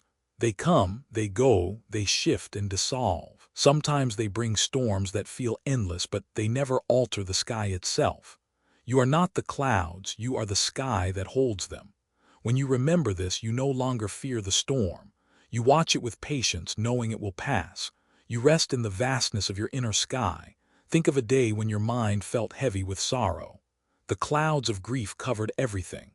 In that moment, you believed the sky was gone.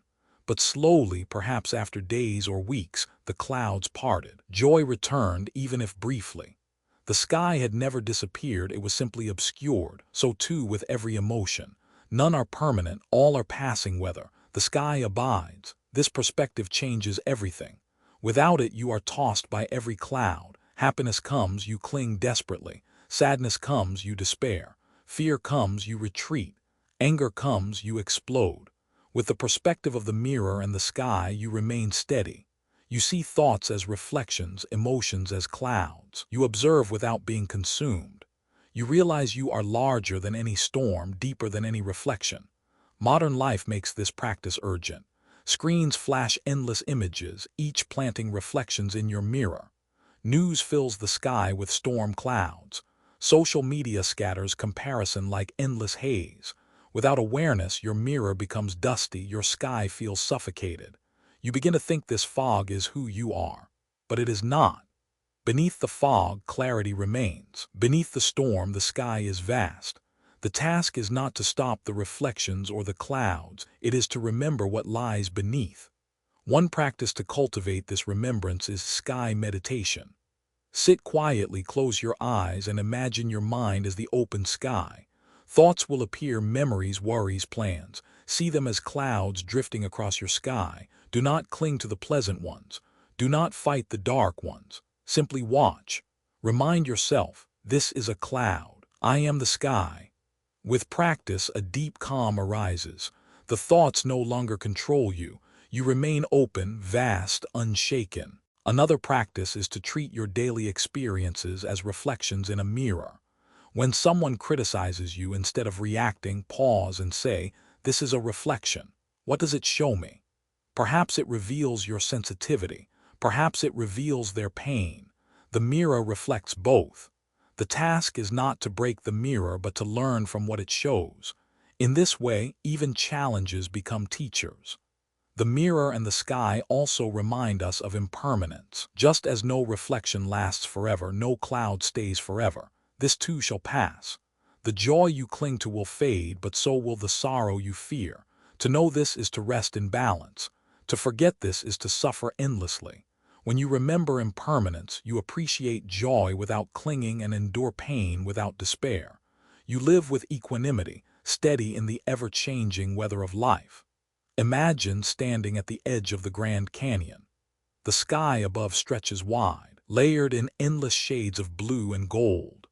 Clouds drift lazily, sometimes gathering into storms, sometimes dissolving into pure light. No matter what they do, the vastness of the sky remains untouched.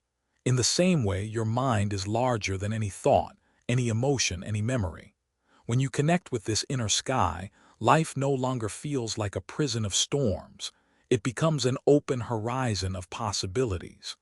This perspective brings freedom in the most ordinary moments. Think of being stuck in traffic.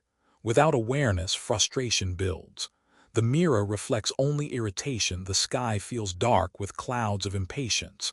But with awareness, you remind yourself, this is only a passing cloud, this is only a reflection of my state of mind. You breathe, you look around.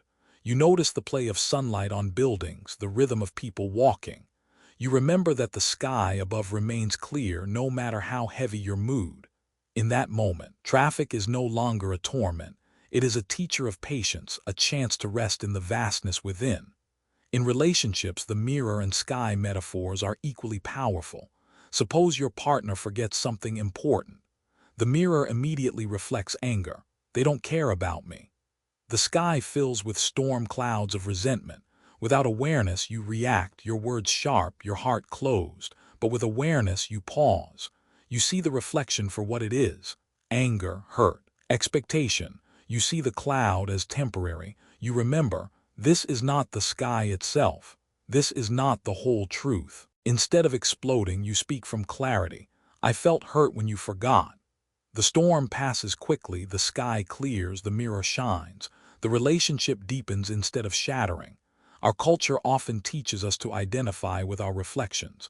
Success appears and we think, I am valuable. Failure appears and we think, I am worthless. Praise appears and we think, I am lovable. Criticism appears and we think, I am unlovable.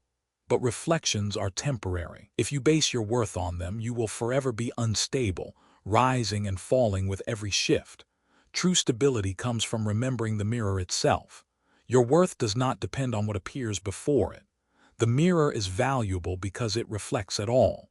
You are valuable because you are aware, because you are alive, because your essence is clarity. The same is true of the sky. If you believe you are the clouds, you will suffer endlessly. You will cling to the sunny ones, despair at the stormy ones, chase the shapes that please you, fear the ones that frighten you. But if you remember you are the sky, you rest in spaciousness. Clouds come and go, you remain. Joy comes, you enjoy it fully, but you do not cling. Pain comes, you endure it, but you do not despair. This is equanimity, the calm center of the spiritual path. One powerful practice is to repeat silently during difficult moments. This too shall pass. These words are like sunlight breaking through clouds. They remind you that no reflection, no storm, no thought is permanent. Every storm in your life has passed. Every joy has passed too. This is not cause for sadness but for freedom. When you accept impermanence, you stop clinging and you stop resisting. You live with grace in the flow of change. Think of grief. When someone you love dies, the clouds of sorrow cover the entire sky. It feels endless, unbearable. But slowly, imperceptibly, the clouds shift. Laughter returns, first in guilty whispers, then in honest bursts. Memories soften from stabbing pain to gentle warmth. The grief never disappears completely, but the sky reemerges. The mirror clears again. Awareness helps you see this process without being crushed. You realize grief, too, is a cloud. Heavy, yes. Painful, yes, but still a cloud. The sky remains. This understanding also deepens your appreciation for beauty. When joy comes, you savor it fully, knowing it will pass. You do not cling desperately, trying to freeze it. Instead, you drink it deeply, grateful for its presence.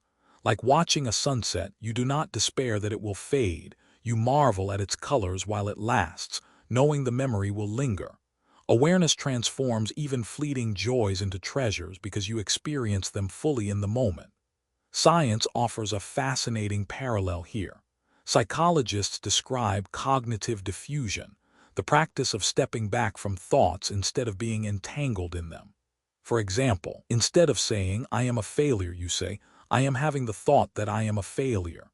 This creates space, just like seeing a cloud instead of being the cloud. It is a scientific echo of the Buddha's teaching. Thoughts are not who you are. They are reflections, they are weather. The essence of you is larger. Practical exercises bring this home. Try sitting for a few minutes each day and imagining your mind as a mirror. Notice what it reflects in that moment. Is it fear? Is it joy? Is it fatigue? Do not judge. Simply observe the reflection. Then imagine gently wiping the mirror clean with your breath. With each exhale, let the reflection soften. Notice the clarity beneath. This simple act reconnects you to your essence. Or try walking outside and looking at the sky.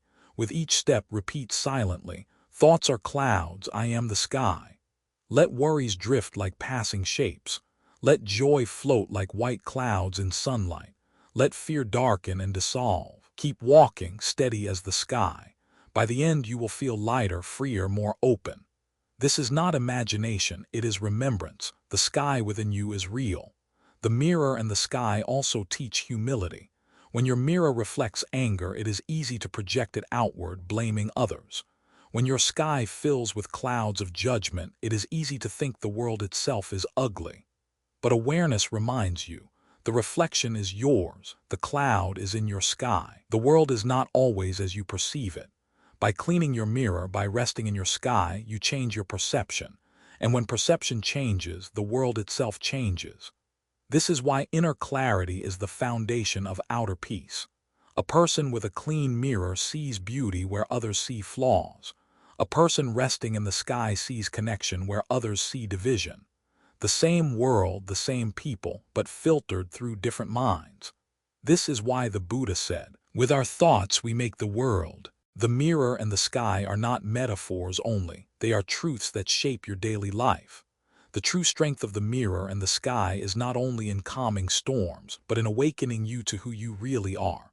For too long, many of us mistake the dust for the mirror, the clouds for the sky. We think, "I am my anger, I am my failures, I am my wounds." But you are not these things. They are temporary, fragile, impermanent. You are the one who notices them, the one who remains when they pass. When you see this, you begin to live from a place of freedom rather than fear. Freedom is not the absence of difficulty. The sky holds storms as well as sunshine. The mirror reflects sorrow as well as joy.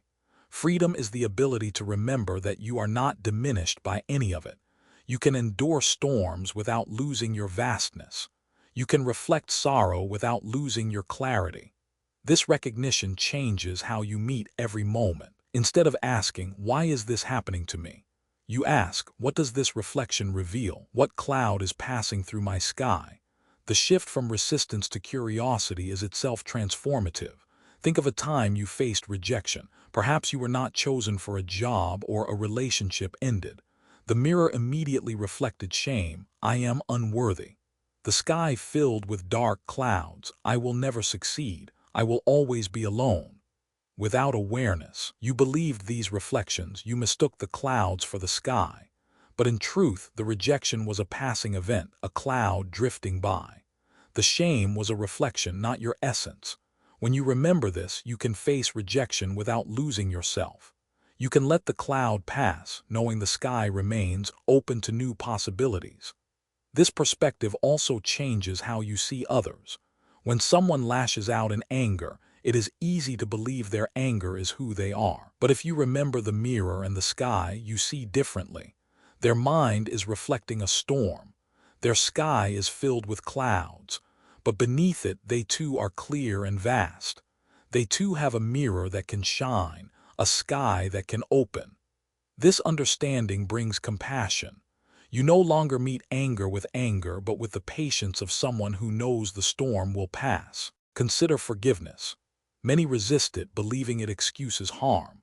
But forgiveness is not about denying the reflection of pain. It is about remembering the clarity beneath. When you see another's action as a cloud in their sky, as dust on their mirror, you realize it is not their essence. They acted from shadow, from ignorance, from fear. And just as you have had your storms, so too have they. This does not mean you condone harm, but it frees you from carrying their cloud in your own sky. Forgiveness clears your mirror so that your reflection is no longer chained to resentment. The mirror and the sky also guide us in success. Joyful clouds drift in, reflections of praise, achievements, triumphs. These are beautiful, but they too are impermanent. If you cling to them, you suffer when they fade. But if you enjoy them as passing clouds, you can savor them fully without fear. A mirror that reflects beauty does not hold on to it. The beauty comes, shines, and goes. The mirror remains ready for the next reflection. To live this way is to enjoy success without being enslaved by it. This balance is what the Buddha called equanimity, a mind steady in pleasure and pain, success and failure, praise and blame. The mirror and the sky are teachers of equanimity. They remind you that no reflection defines you, no cloud limits you. You are more than any passing image, more than any fleeting storm. There is also joy in this vastness. Imagine lying on your back in a wide meadow, looking up at the open sky. Clouds drift, birds pass, light changes. You do not cling to any of it, you simply enjoy the expanse. This is what awareness feels like when you rest in your inner sky. Thoughts drift by, emotions shift, but you remain open, vast, free. Life itself becomes lighter because you are no longer clinging or resisting. You are simply being. Practical exercises bring this experience closer. Try this tonight. Before you sleep, close your eyes and imagine your mind as a mirror. Recall the day, moments of joy, moments of pain, moments of boredom. See them as reflections, each appearing and fading. Then imagine gently wiping the mirror clean with your breath, leaving it clear and luminous. Rest in that clarity as you drift into sleep. You will notice a deeper calm, a sense of lightness that carries into your dreams. Or tomorrow morning, step outside and look at the sky. Whether clear or cloudy, remember, this sky is within you. Repeat silently, "I am the sky. Thoughts are clouds." As worries arise during the day, pause and visualize them drifting like clouds. As joys arise, savor them like sunshine. This practice grounds you in spaciousness, reminding you that no cloud, however heavy, can erase the vastness of your sky. The mirror and the sky also awaken gratitude. When you realize that every reflection is temporary, every cloud fleeting, you begin to cherish them more deeply. The smile of a friend, the taste of a meal, the warmth of sunlight, all are passing reflections, passing clouds. Their impermanence makes them precious. You stop waiting for perfect skies and start appreciating the beauty of each moment, even those with storms. Gratitude itself becomes a clearing wind, sweeping dust from the mirror, opening the sky. And as gratitude grows, so does peace. You no longer chase endlessly after what you lack. You no longer fight desperately against what you dislike. You rest in the knowledge that everything is part of the dance of reflections and clouds. Life is not about controlling the dance. It is about witnessing it with clarity, compassion, and joy. In the end, the teaching of the mirror and the sky is simple but profound. You are not the reflections, you are not the clouds. You are the clarity beneath, the vastness within. When you forget this, you suffer. When you remember, you are free. So let this be your practice. Each day, notice the reflections in your mirror. Notice the clouds in your sky. Do not cling, do not resist. Simply remember, the mirror is clear, the sky is vast, and you are more than any passing thought. Live from this remembrance, and you will discover a peace that no storm can shatter, a joy that no shadow can dim, a freedom as boundless as the sky itself. Part 6. Grooves of Karma and Habits of Thought. If you stand on the edge of the Mississippi River and watch its waters flow, it is easy to forget that the river was not always there. Long ago, there was only land, soil, stone, earth. But drop by drop, season by season, the water carved its path. At first, the grooves were shallow, fragile, easily changed.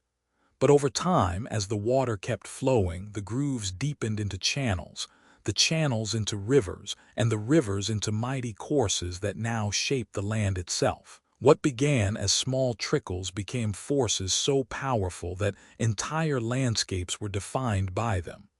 Your mind is carved in the same way. Every thought that flows through it leaves a mark. At first, a single thought seems harmless, a fleeting ripple. But repeated again and again, it carves a groove. I am not enough. I will fail. People cannot be trusted. Each repetition deepens the channel. Soon the thought no longer feels like a passing visitor. It feels like truth, like the natural course of your life. You find yourself drifting into the groove without effort, pulled by the current of habit. This is the nature of mental grooves. They are not destiny, but they become strong through repetition. The Buddha spoke of karma as this cycle of cause and effect. Karma is not a punishment or a reward. It is the simple truth that every thought, every word, every action plants a seed and creates a consequence.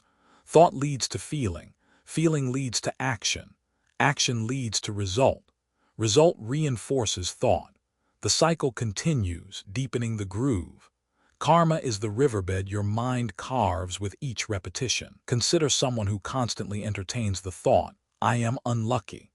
At first, it is only a complaint, but repeated daily it becomes a groove. They begin to notice only what confirms the belief.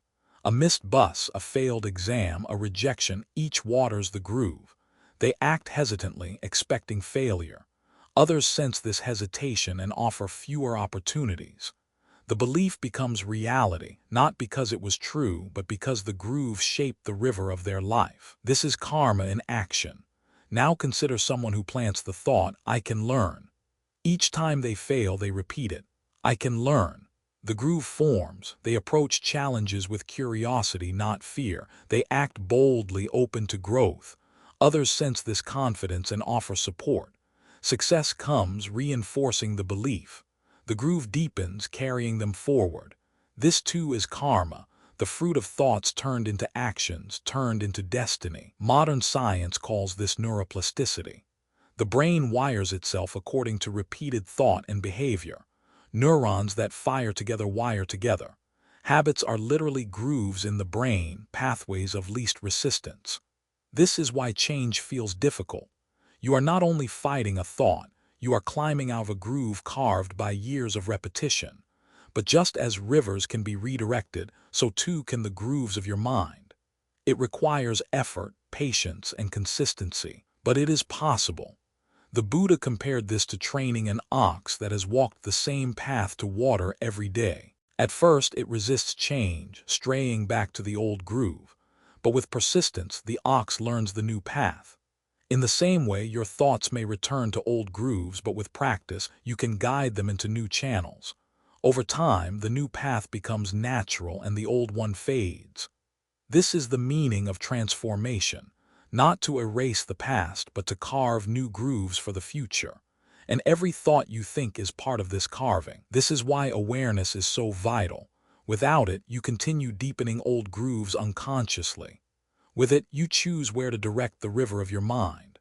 Let us look at common grooves. Fear is one. Perhaps you were hurt as a child, rejected by peers, scolded by parents. Each time the thought "I am not safe" was planted, repeated, it carved a groove of fear. Now, as an adult, you hesitate to trust, to speak, to act. The world feels dangerous, not because it truly is, but because your groove pulls you there. Or anger. Perhaps you grew up in conflict, surrounded by shouting. The groove was carved. The way to be heard is to fight.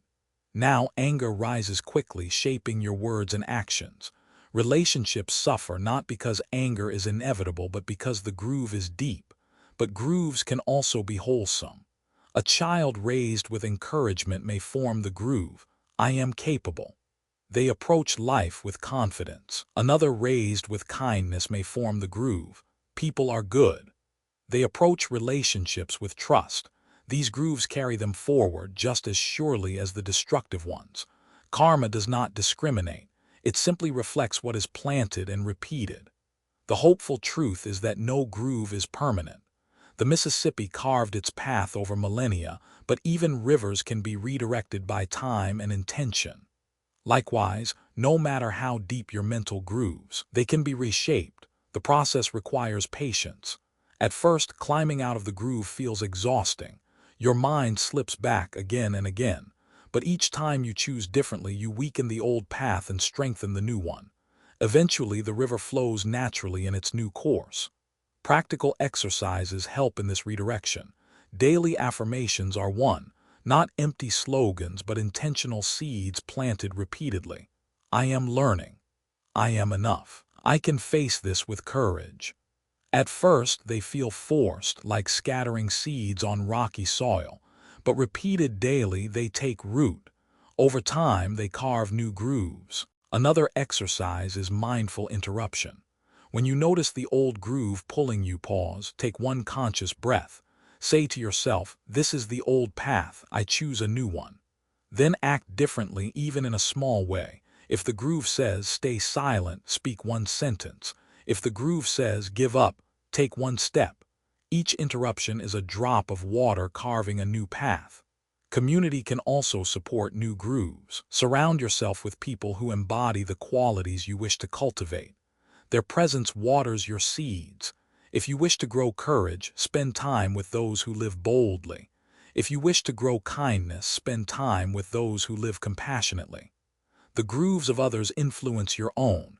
Choose your company wisely. And always practice patience.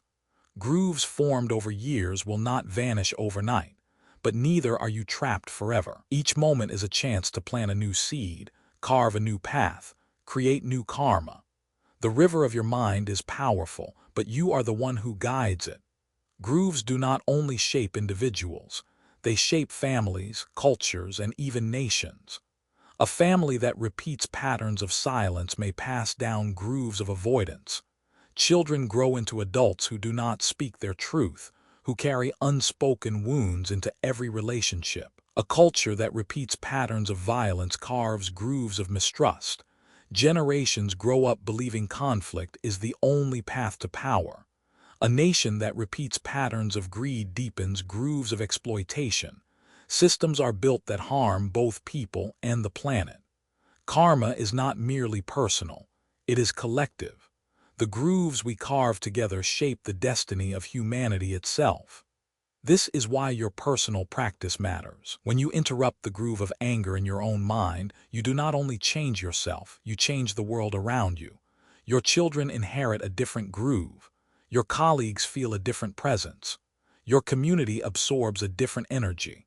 Karma is contagious. Wholesome grooves ripple outward, just as destructive grooves do. In this sense, every act of awareness is an act of service to the world. Think of someone who grew up in a home filled with criticism. The groove formed, I am never good enough. They carry it into adulthood, seeking perfection in everything, never satisfied, always anxious. Then one day they realize the groove is not truth, it is habit. They begin to plant new thoughts. I am worthy as I am. At first the old groove pulls hard, but slowly the new path forms. They begin to live with more ease, more self-compassion. Their children in turn grow up in a different environment, one filled with encouragement rather than criticism. A single decision to recarve a groove transforms an entire lineage. This is karma at work, unfolding across generations.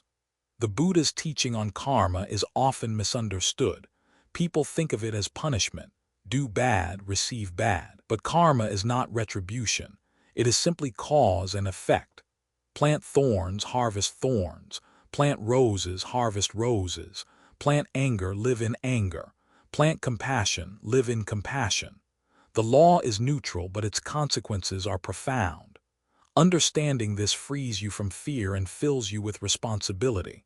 You cannot control everything that happens to you, but you can always choose the seeds you plant, the grooves you deepen. This understanding is empowering in daily life. Imagine facing disappointment at work. The old groove whispers, I am worthless. Without awareness, you fall into it, carrying discouragement everywhere. But with awareness, you pause, you see the groove forming. You choose differently. This is a setback, not a verdict. I can grow from this. You act from resilience rather than despair. The groove of confidence deepens. Karma begins to shift. Or imagine conflict with a loved one. The old groove says, attack back, defend yourself.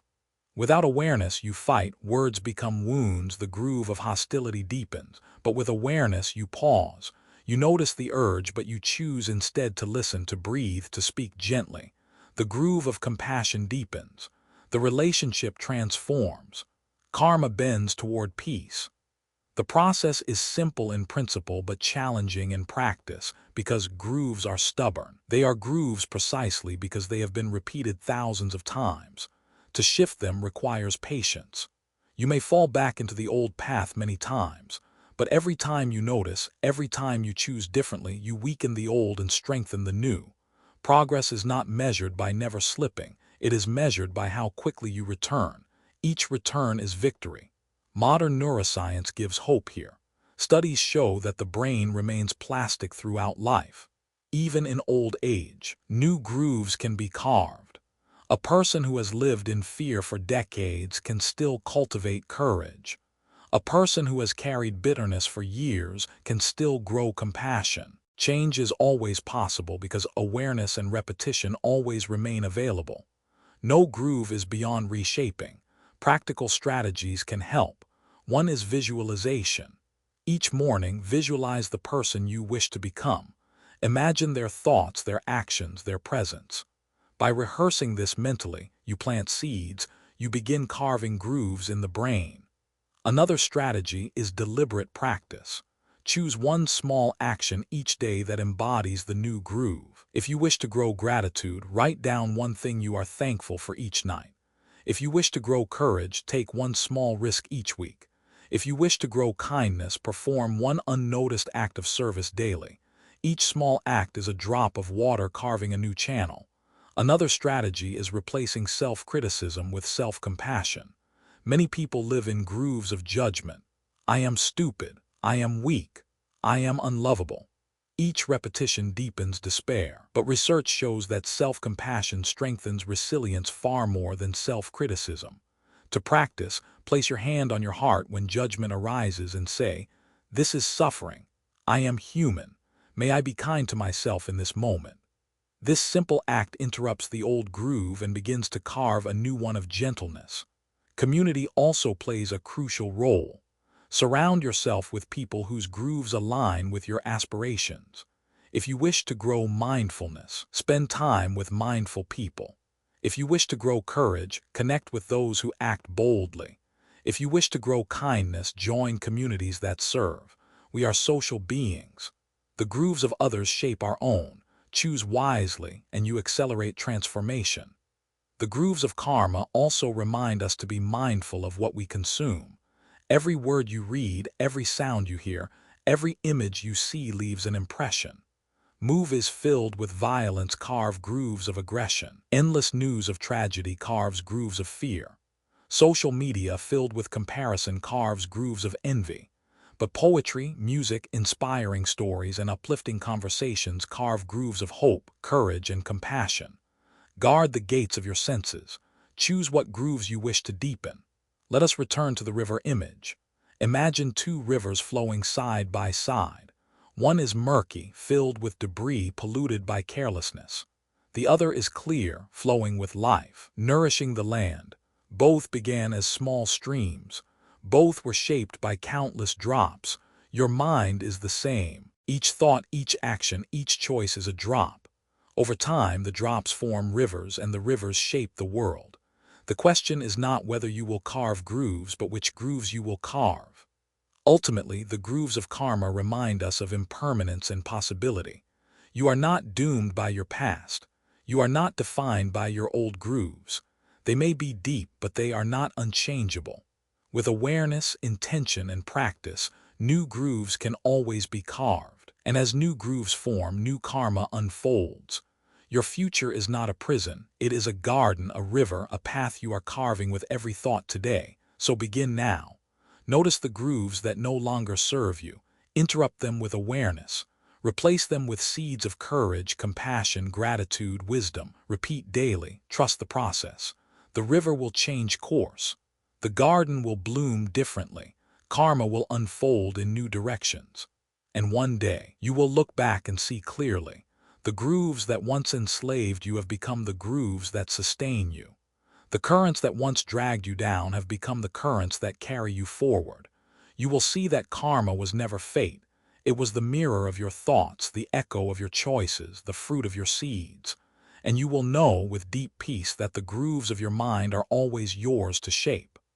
Part 7. Discipline and Patience, the Twin Guardians. Every garden, no matter how carefully planted, is vulnerable. Seeds may be scattered with care, watered with attention, and blessed with sunlight, yet without protection, weeds creep in, animals trample the soil, storms wash away the fragile shoots. A wise gardener knows this and builds fences, tends the ground daily, and waits patiently for growth to appear. So it is with the garden of your mind. Seeds of thought, once planted, require two guardians to flourish: discipline and patience. Without them, the garden withers. With them, it thrives.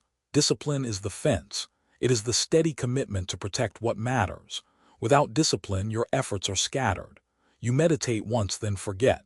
You practice kindness occasionally, but abandon it when anger rises. You plant gratitude one morning, but by evening you drown in complaint. Discipline gathers these scattered attempts and shapes them into a consistent path. It is not punishment, it is protection. Just as a fence does not harm the garden but shields it, discipline does not restrict life but guards your peace. Patience is the quiet strength that endures the seasons. No seed grows overnight. Farmers in Asia who plant bamboo know this truth deeply. For years, the seed shows nothing. Underground, roots spread wide, unseen, preparing. Then suddenly in one season the bamboo shoots rise meters into the sky. Without patience, the farmer would abandon the field, convinced nothing is happening. With patience, he continues watering, trusting the unseen. The same is true of your mind. For weeks, months, even years, your efforts may feel invisible, but beneath the surface, roots are forming. Patience is the faith to continue, even when results are not yet visible.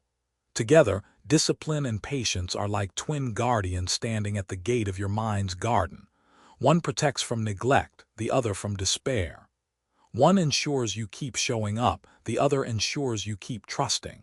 Alone, they falter. Discipline without patience becomes harshness. You push yourself so hard that you break.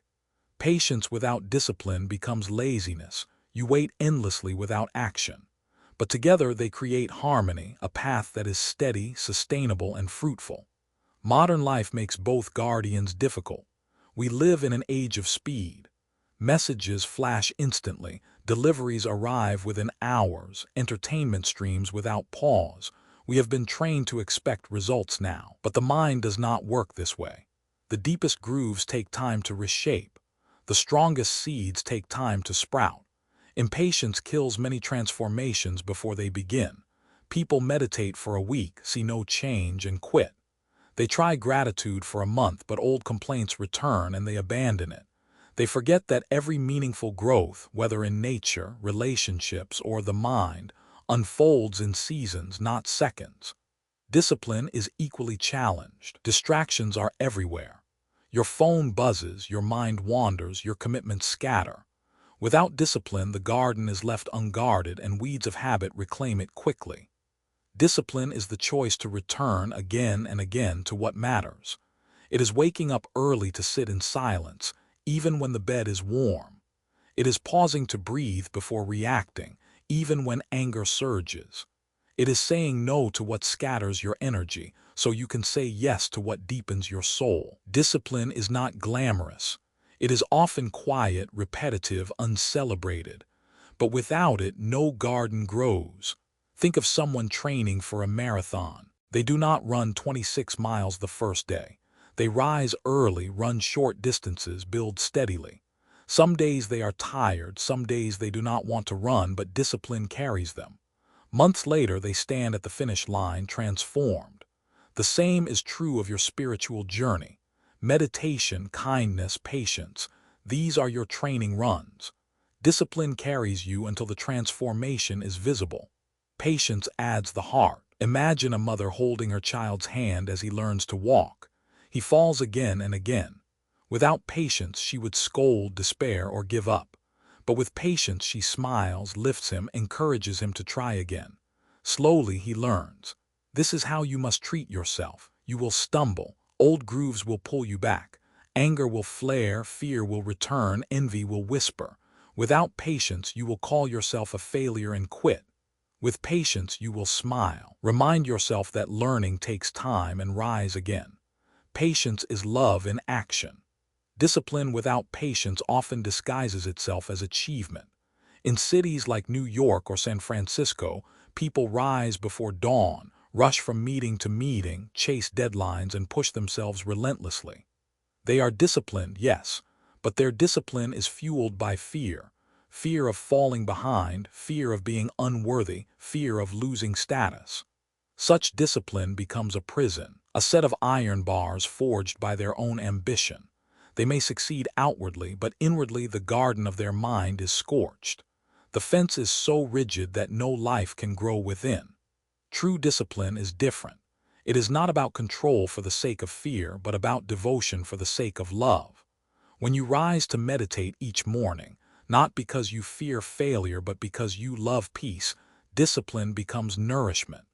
When you choose kindness in a heated moment, not because you fear judgment, but because you value compassion, discipline becomes freedom. True discipline protects your garden without strangling it. It says, I care enough about this seed to show up for it daily, even when I do not feel like it. Patience, too, must be cultivated carefully. Many confuse patience with passivity. They think patience means waiting endlessly, tolerating injustice, or never speaking up. But patience is not weakness, it is strength. It is not passive acceptance of harm, but active trust in the rhythm of growth. A farmer does not sit idly doing nothing while waiting for crops. He weeds, waters, and tends the soil. But he does not demand that seeds sprout before their time. That balance, work combined with trust, is patience. In the same way, patience in the mind is not giving up effort, but releasing the demand for instant results. Modern psychology confirms the wisdom of patience. Studies show that delayed gratification, the ability to wait for a greater reward instead of grasping at immediate pleasure, is one of the strongest predictors of success and well-being. Children who learn to wait for 2 marshmallows instead of eating one immediately grow into adults who handle stress better, achieve more, and enjoy stronger relationships. Patience is not merely a virtue, it is a skill that shapes destiny. Discipline and patience work hand in relationships. Think of a long marriage. Without discipline, love withers. Discipline is the daily choice to listen, to compromise, to remain faithful. Without patience, love collapses.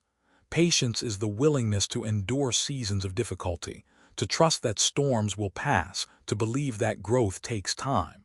Together, they guard the relationship like twin sentinels. Marriages that endure decades are not built on fleeting passion alone. They are built on disciplined care and patient trust. The same is true in personal growth. Suppose you wish to transform anger into compassion. Without discipline, you will give in at the first spark of irritation, snapping at others, repeating old grooves. Without patience, you will despair after one failure, saying, "I will never change." But with discipline, you pause each time, breathe, and choose differently, again and again.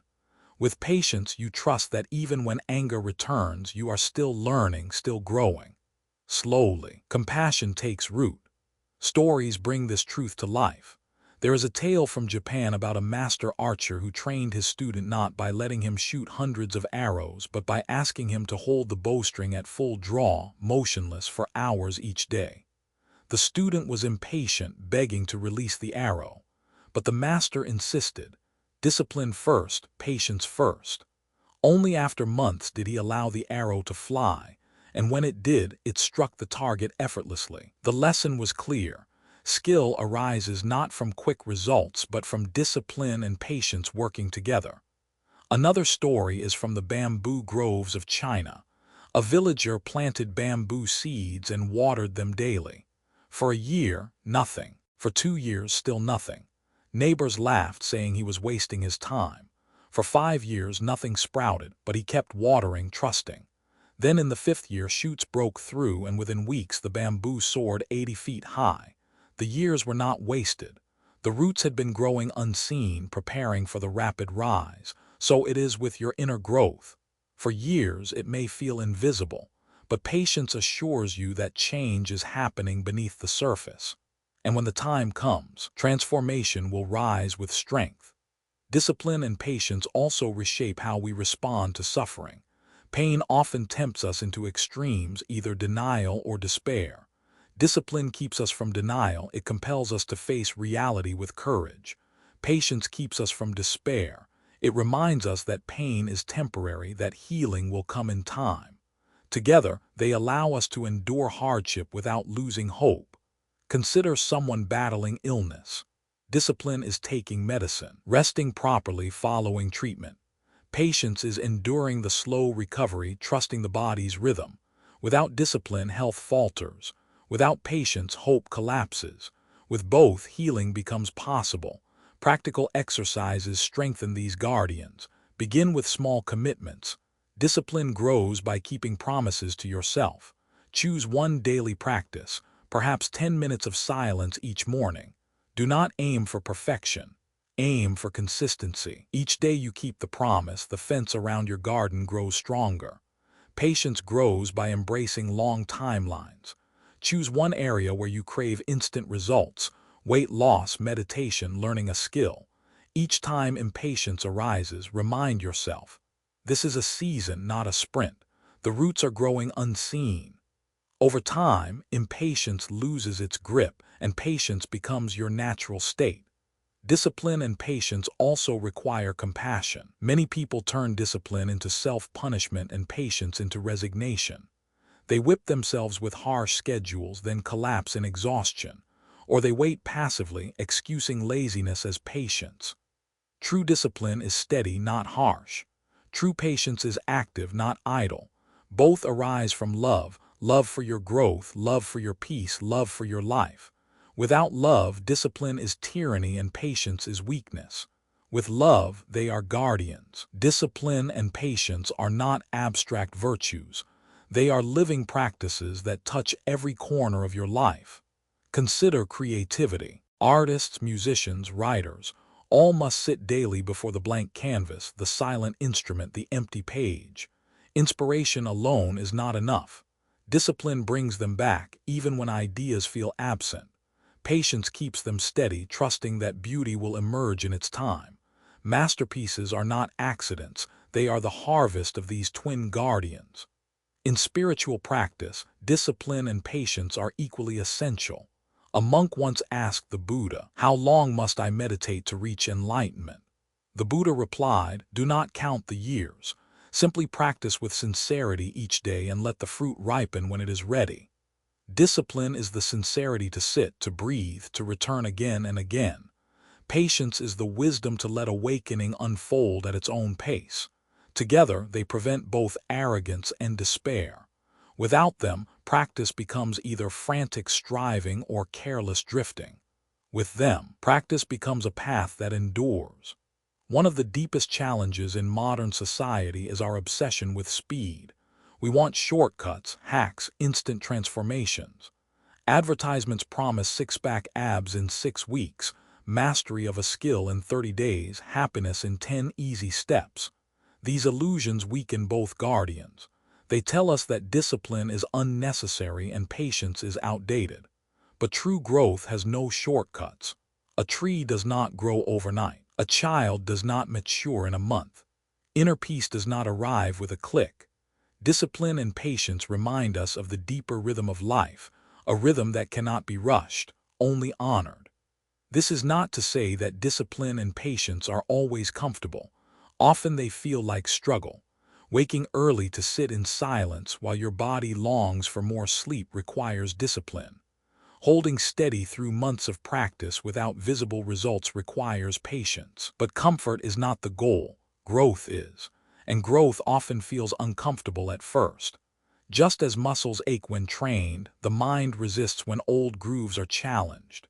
Discipline and patience carry you through this resistance until new strength is born. In relationships, these guardians reveal their power most clearly in times of conflict. When tempers flare, discipline is the pause before speaking, the choice to breathe rather than attack.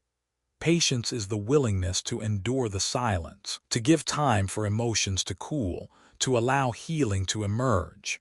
Without discipline, words become weapons that wound deeply. Without patience, reconciliation is abandoned too soon. But with both, even the deepest fractures can mend. Discipline and patience are also essential for raising children. A parent's discipline shows in the consistency of guidance, in teaching right from wrong, in modeling good habits. A parent's patience shows in listening, in understanding that growth takes time, in forgiving mistakes. Children thrive when both guardians are present. Too much discipline without patience breeds fear and rebellion. Too much patience without discipline breeds chaos and insecurity. Balance brings wisdom. The Buddha once used the metaphor of tuning a lute. If the strings are too tight, they break. If too loose, they make no sound. Discipline is tightening, patience is loosening. Together they create harmony. Your life, too, must be tuned.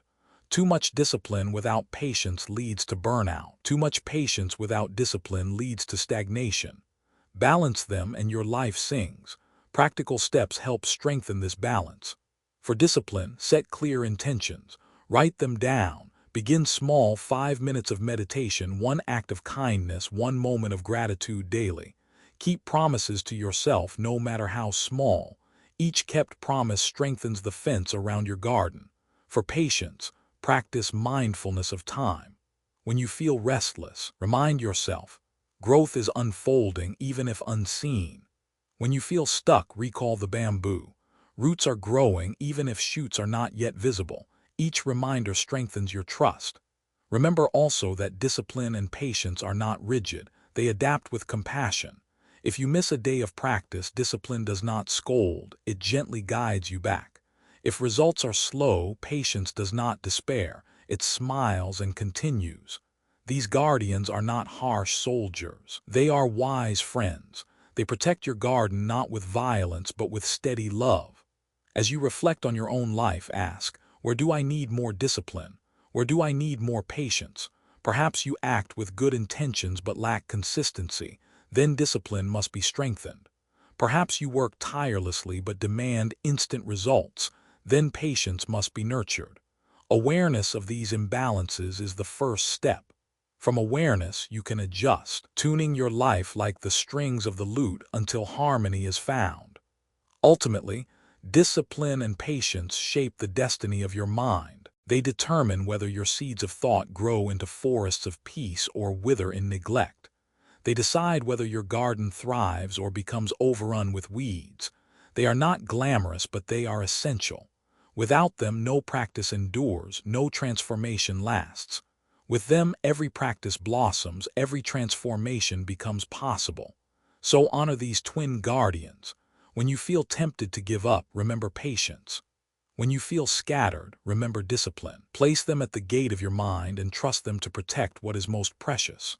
Over time, you will see the fruits of their guardianship. A mind that is steady, a heart that is kind, a life that is rooted in peace. And one day, looking back, you will understand. Every moment of discipline was worth it. Every act of patience bore fruit. The garden of your mind will stand tall, flourishing, radiant. And the twin guardians, silent and steadfast, will smile at the work they have done. Part 8. Beyond the self, you are not your thoughts. We are not our thoughts. This is one of the most profound teachings in both Eastern and Western philosophy, and yet it is also one of the hardest truths to fully embrace. From the moment we wake up until the moment we fall asleep, our minds are filled with an endless stream of thoughts, some comforting, some unsettling, some hopeful, some tragic. They come and go, like clouds drifting across the sky. Yet how often do we mistake those clouds for the sky itself? How often do we identify with them, believing them to be who we truly are? This is the trap. We live as though we are our thoughts. When anger arises, we say, "I am angry." When fear arises, we say, "I am afraid." When shame arises, we say, "I am broken." We believe that these thoughts define us, that they are permanent, that they are our essence. But the Buddha's profound teaching was simple. You are not your thoughts. Thoughts are clouds. You are the sky.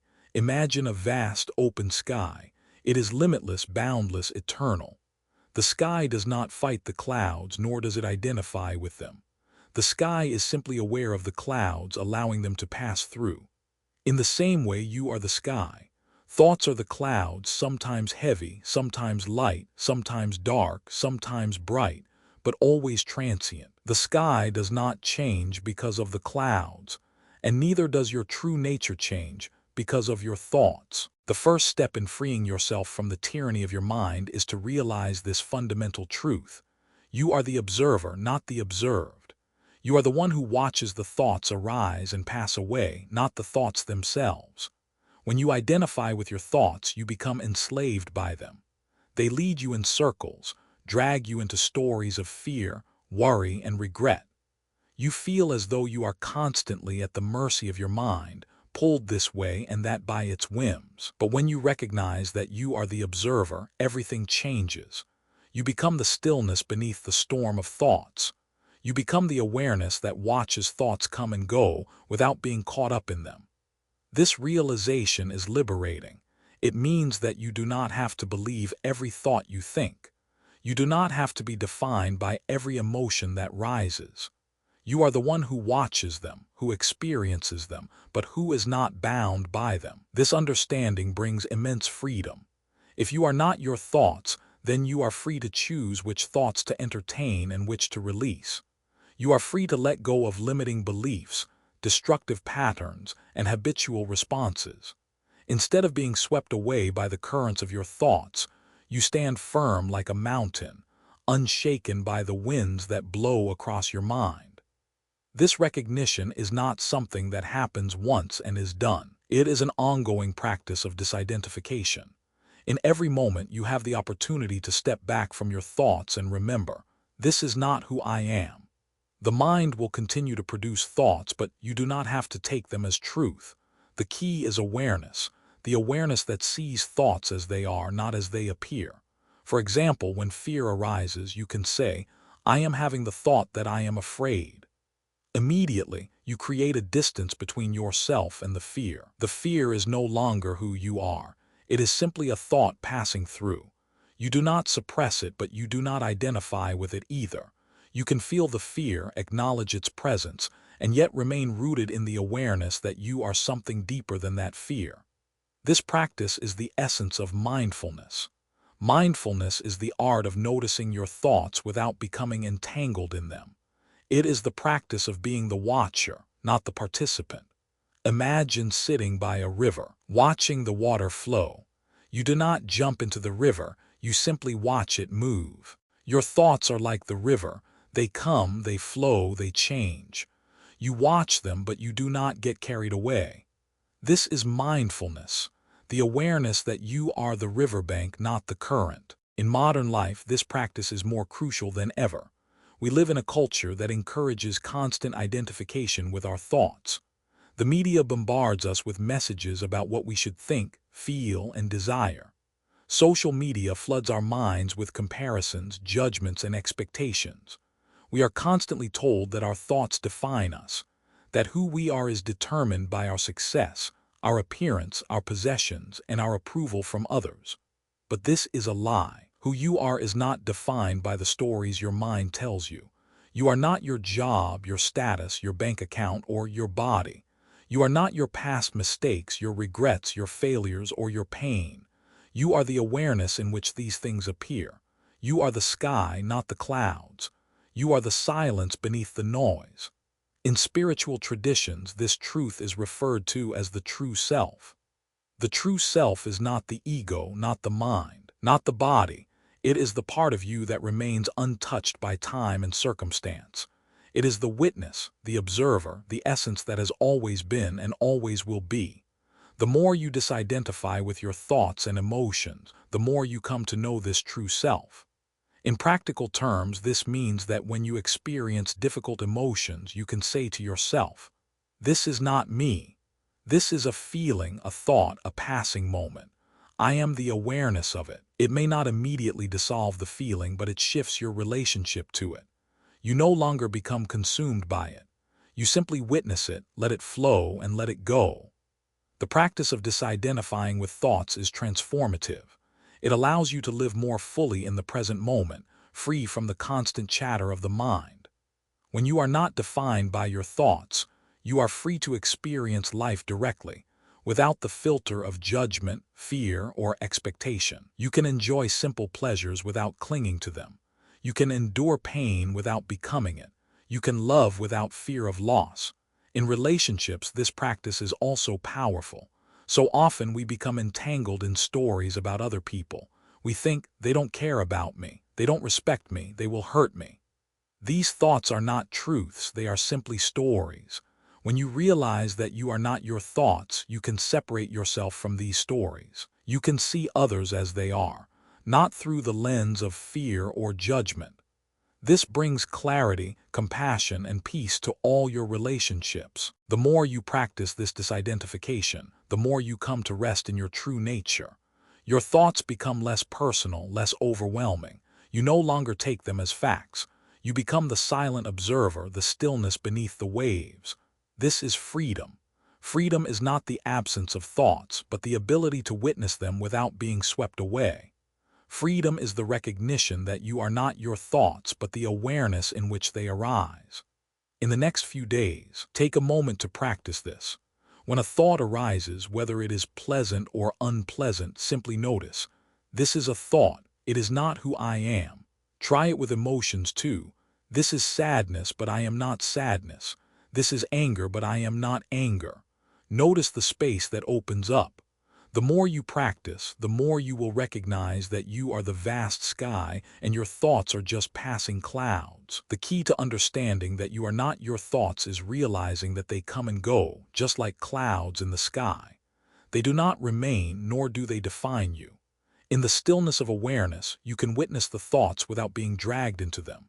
It is the mind that identifies with thoughts, but you, the true self, are the awareness that sees them for what they are. Passing phenomena. Imagine yourself standing at the edge of a clear, flowing river. The water carries leaves, twigs, and small debris, but the river itself remains constant, flowing smoothly forward. Your mind is like that river. Thoughts are like the debris carried along with it.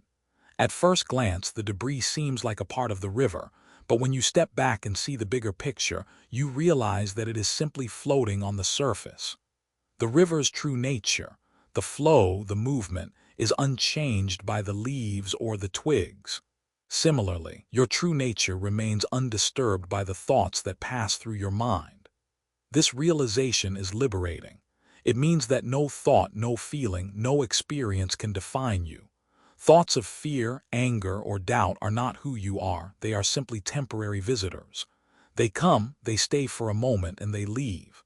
You are the witness to all of it. When you disidentify with your thoughts, you stop reacting to them with fear, judgment, or attachment. You let them pass through without clinging to them. You create a space where the mind can settle into its natural state of clarity and peace. One way to practice this disidentification is through mindfulness meditation. In meditation, we sit in stillness, observing the thoughts that arise without getting caught in them. Imagine sitting in a peaceful garden, watching the clouds drift across the sky. Each thought is like a cloud, appearing for a moment, then dissolving. At first, the mind is filled with thoughts and it may feel overwhelming. But with practice, you begin to notice the spaces between the clouds, the moments of stillness and peace. You begin to recognize that you are the sky itself, vast and empty, not the clouds passing through it. In daily life, this practice can be incredibly powerful. The next time you feel overwhelmed by a thought, take a moment to pause and observe it. Instead of identifying with the thought, "I am stressed," or "I am afraid," simply say to yourself, "This is a thought. I am the one who is aware of it." When you step back and observe the thought, you immediately create distance between yourself and it. You become the observer, not the participant. This shift in perspective is incredibly freeing. You are no longer controlled by the thought, you can choose how to respond to it. In relationships, this practice is transformative. How often do we identify with thoughts of judgment or criticism about others? They don't understand me. They always disappoint me. They are never there for me. These thoughts arise and we immediately react, but when you disidentify with them, you create space. You begin to see the other person not through the lens of judgment, but with compassion. You see that their actions are not a reflection of you. They are simply their own thoughts, their own stories. You can listen with an open heart without the weight of your judgments clouding your perception. This is the true freedom that comes from disidentifying with thoughts. You are no longer caught in the turbulence of the mind. You are the stillness beneath it. The thoughts come and the thoughts go, but you remain as the observer. You are no longer a slave to your mental patterns. You are free to choose how to respond, how to engage with the world. This understanding also deepens your relationship with yourself. The thoughts that arise about your worth, your past, your potential, are not who you are. They are simply reflections of the mind's habitual patterns. "I am unworthy," the thought says.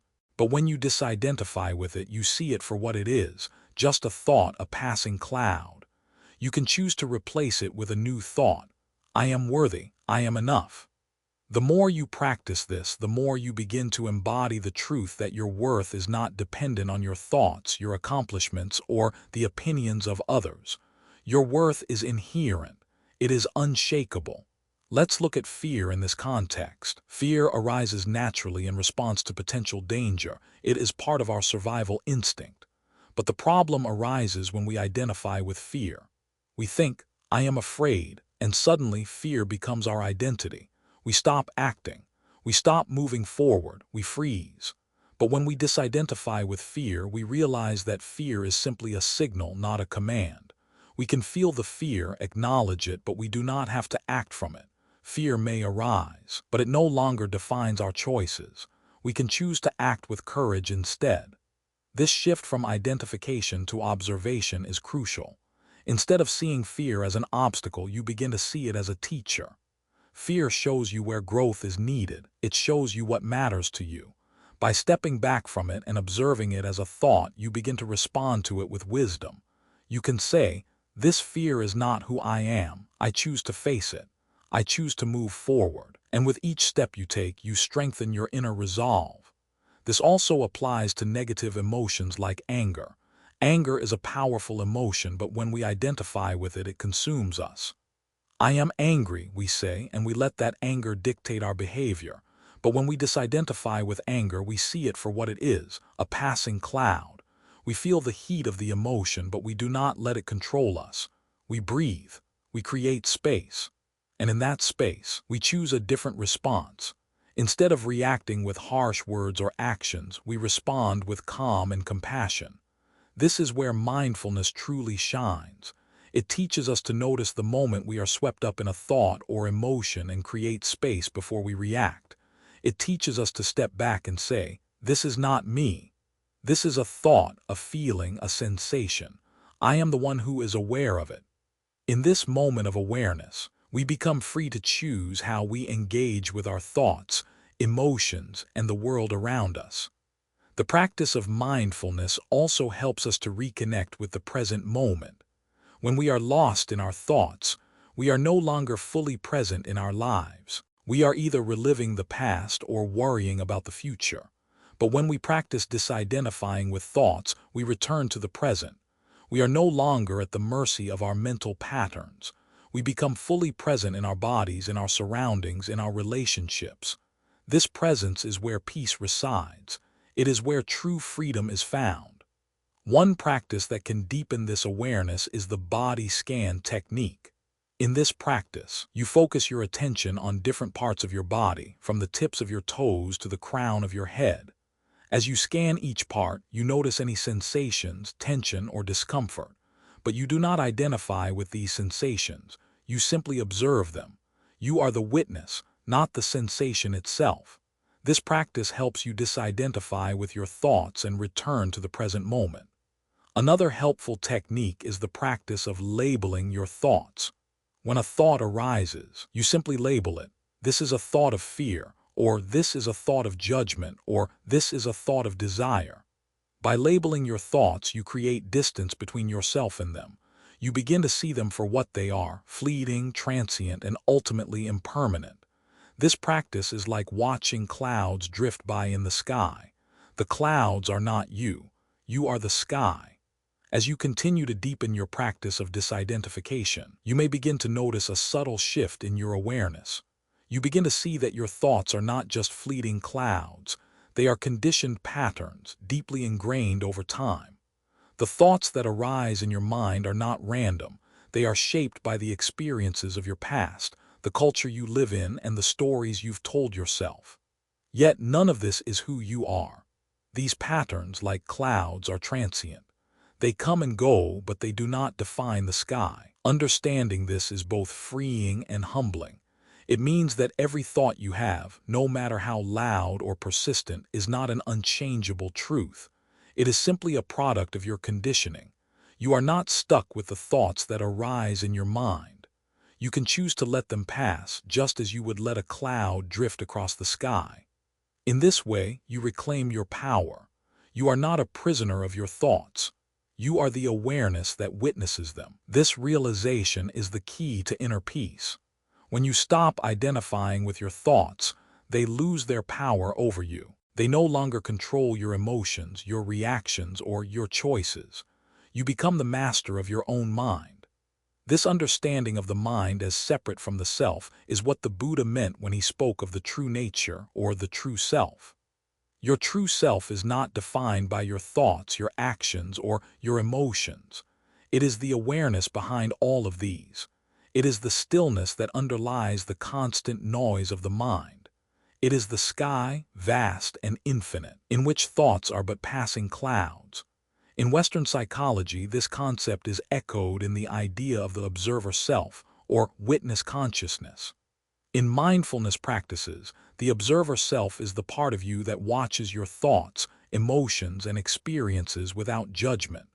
It is the part of you that recognizes that you are not your thoughts, but the awareness in which they arise.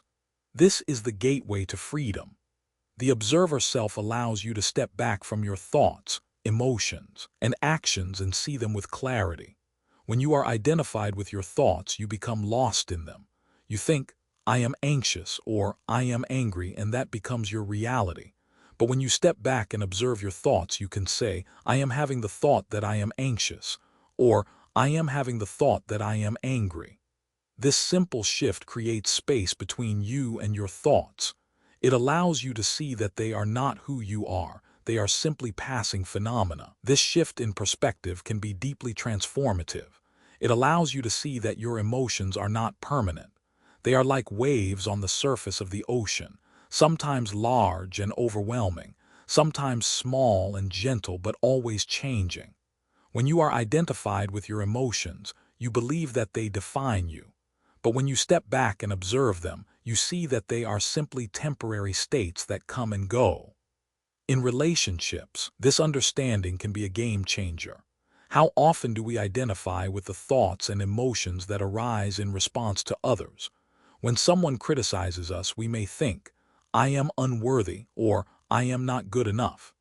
But these are just thoughts and they are not the truth. When you practice disidentifying with these thoughts, you can see the situation more clearly. Instead of reacting with defensiveness or anger, you can respond with compassion and understanding. You no longer take things personally because you understand that the thoughts and emotions that arise in response to others are just passing clouds in the sky of your mind. Let's consider a personal example. Imagine you receive an email from a colleague that feels critical. Without awareness, your mind may immediately jump to the thought, "They don't respect me. I'm not good enough." You feel defensive, hurt, and maybe even angry. But with awareness, you step back and observe. This is a thought. It's not who I am. I am having the thought that I'm not good enough. By disidentifying with the thought, you give yourself space to choose how to respond. You might respond calmly, asking for clarification, or you might simply let it go, knowing that the thought is not the truth. In this way, disidentifying with your thoughts allows you to live with greater clarity and compassion. It allows you to respond to life's challenges with wisdom rather than reactivity. It allows you to be free from the constant fluctuations of the mind and to experience the peace and stillness that is your true nature.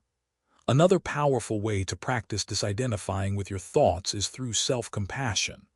Often, the thoughts that arise in our minds are filled with judgment. We think, "I am not good enough," or "I am a failure," or "I will never be happy." But these thoughts are not the truth. They are just reflections of past conditioning. When you practice self-compassion, you remind yourself that you are not defined by your thoughts. You are not your mistakes, your shortcomings, or your perceived flaws. You are the awareness that observes them.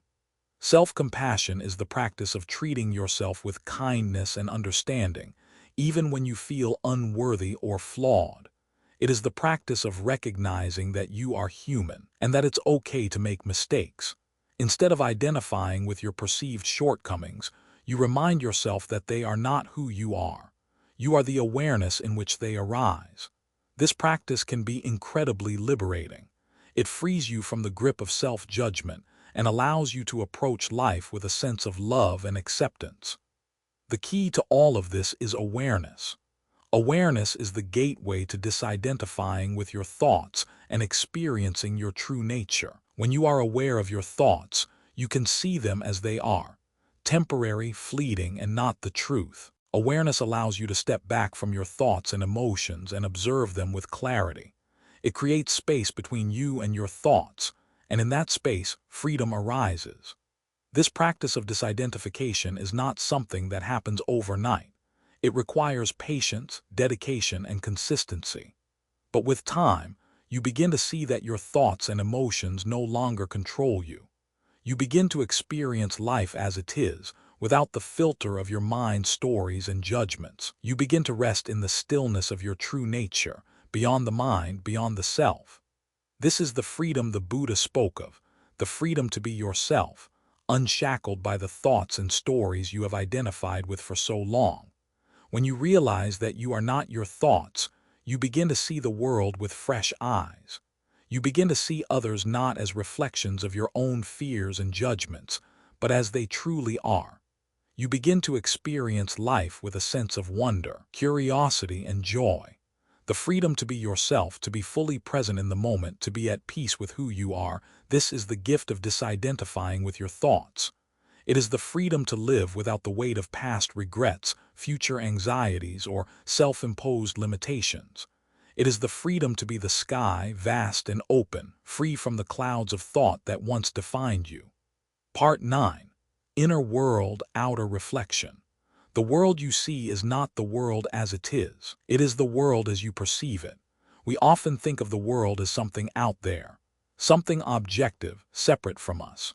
But the truth is, our experience of the world is shaped entirely by our inner state, by the thoughts, beliefs, and emotions that color our perception. This is why two people can experience the same event in completely different ways. One might see a challenge as an opportunity for growth, while the other sees it as a threat. One might meet a stranger with openness and curiosity, while the other approaches them with suspicion. The difference is not in the outer world, but in the inner lens through which it is viewed. The Buddha's teachings emphasize the profound connection between inner and outer worlds. He taught that we are not simply passive observers of the world, but active participants in creating it through our perceptions. With our thoughts, we make the world, he said. What he meant is that our mental patterns, our fears, desires, judgments, shape the world we see. They dictate how we react to the world, how we interpret others, and how we respond to life's challenges. Imagine you wake up in the morning and immediately start thinking about all the things you need to do. You think, I have so much to accomplish today. I'm already behind. I'll never get everything done. What happens next? Your perception of the day becomes clouded by stress and overwhelm. Every task you face feels like a mountain. Every person you meet feels like a potential obstacle. The world outside reflects the anxiety inside your mind. Now, imagine waking up with a different thought. Today is a new day full of possibilities. I am capable and I can handle whatever comes my way. The difference in your inner state is subtle but profound. Your perception of the day shifts. You approach challenges with calm confidence. You engage with others more openly and with more kindness. The world outside becomes a reflection of the peace and positivity within. This is the power of your inner world. It shapes how you see everything, from the people you interact with to the opportunities that arise to the challenges that seem to block your path. The world does not just exist as an objective reality out there. It is filtered through the lens of your beliefs and attitudes, and in this sense, you are constantly creating your reality. But how do we change our inner world? How do we shift the lens through which we view the world so that it reflects peace, joy, and possibility, rather than fear, scarcity, and limitation? The answer lies in awareness and intention. First, we must become aware of the lens through which we see the world. What are the dominant thoughts, beliefs, and emotions that color your perception? Do you tend to see the world as a place of abundance, or do you believe it is a place of lack? Do you approach others with openness and curiosity, or do you expect them to disappoint or betray you? The first step is simply to observe. In many ways, the inner world is like a mirror. It reflects whatever is placed before it. If you place anger, judgment, and fear before the mirror of your mind, that is what you will see reflected in your life. If you place love, compassion, and gratitude before it, that too is what you will see. The quality of the reflection depends entirely on the quality of the image you project. One powerful practice to change your inner world is the cultivation of gratitude. Gratitude is a lens that transforms how we see everything. When you practice gratitude, you begin to see the world as abundant rather than lacking. You notice the beauty in the small things, your breath, a kind word, the sun rising in the morning. The world becomes a reflection of the goodness you choose to see. Another practice is to replace negative judgments with compassion. We often judge others based on our own fears and insecurities. But when you practice compassion, you start to see people as they truly are, not as obstacles, but as fellow travelers on this journey of life. You understand that their actions are often a reflection of their own pain and suffering, not of you. The world outside no longer feels hostile, it feels connected, and you feel more at peace in it. A third practice is mindfulness, the practice of being present and fully aware in each moment. When you are mindful, you stop projecting past fears and future anxieties onto the present. You simply experience what is happening now without judgment. When you live mindfully, the world becomes clearer, more vibrant, and more alive.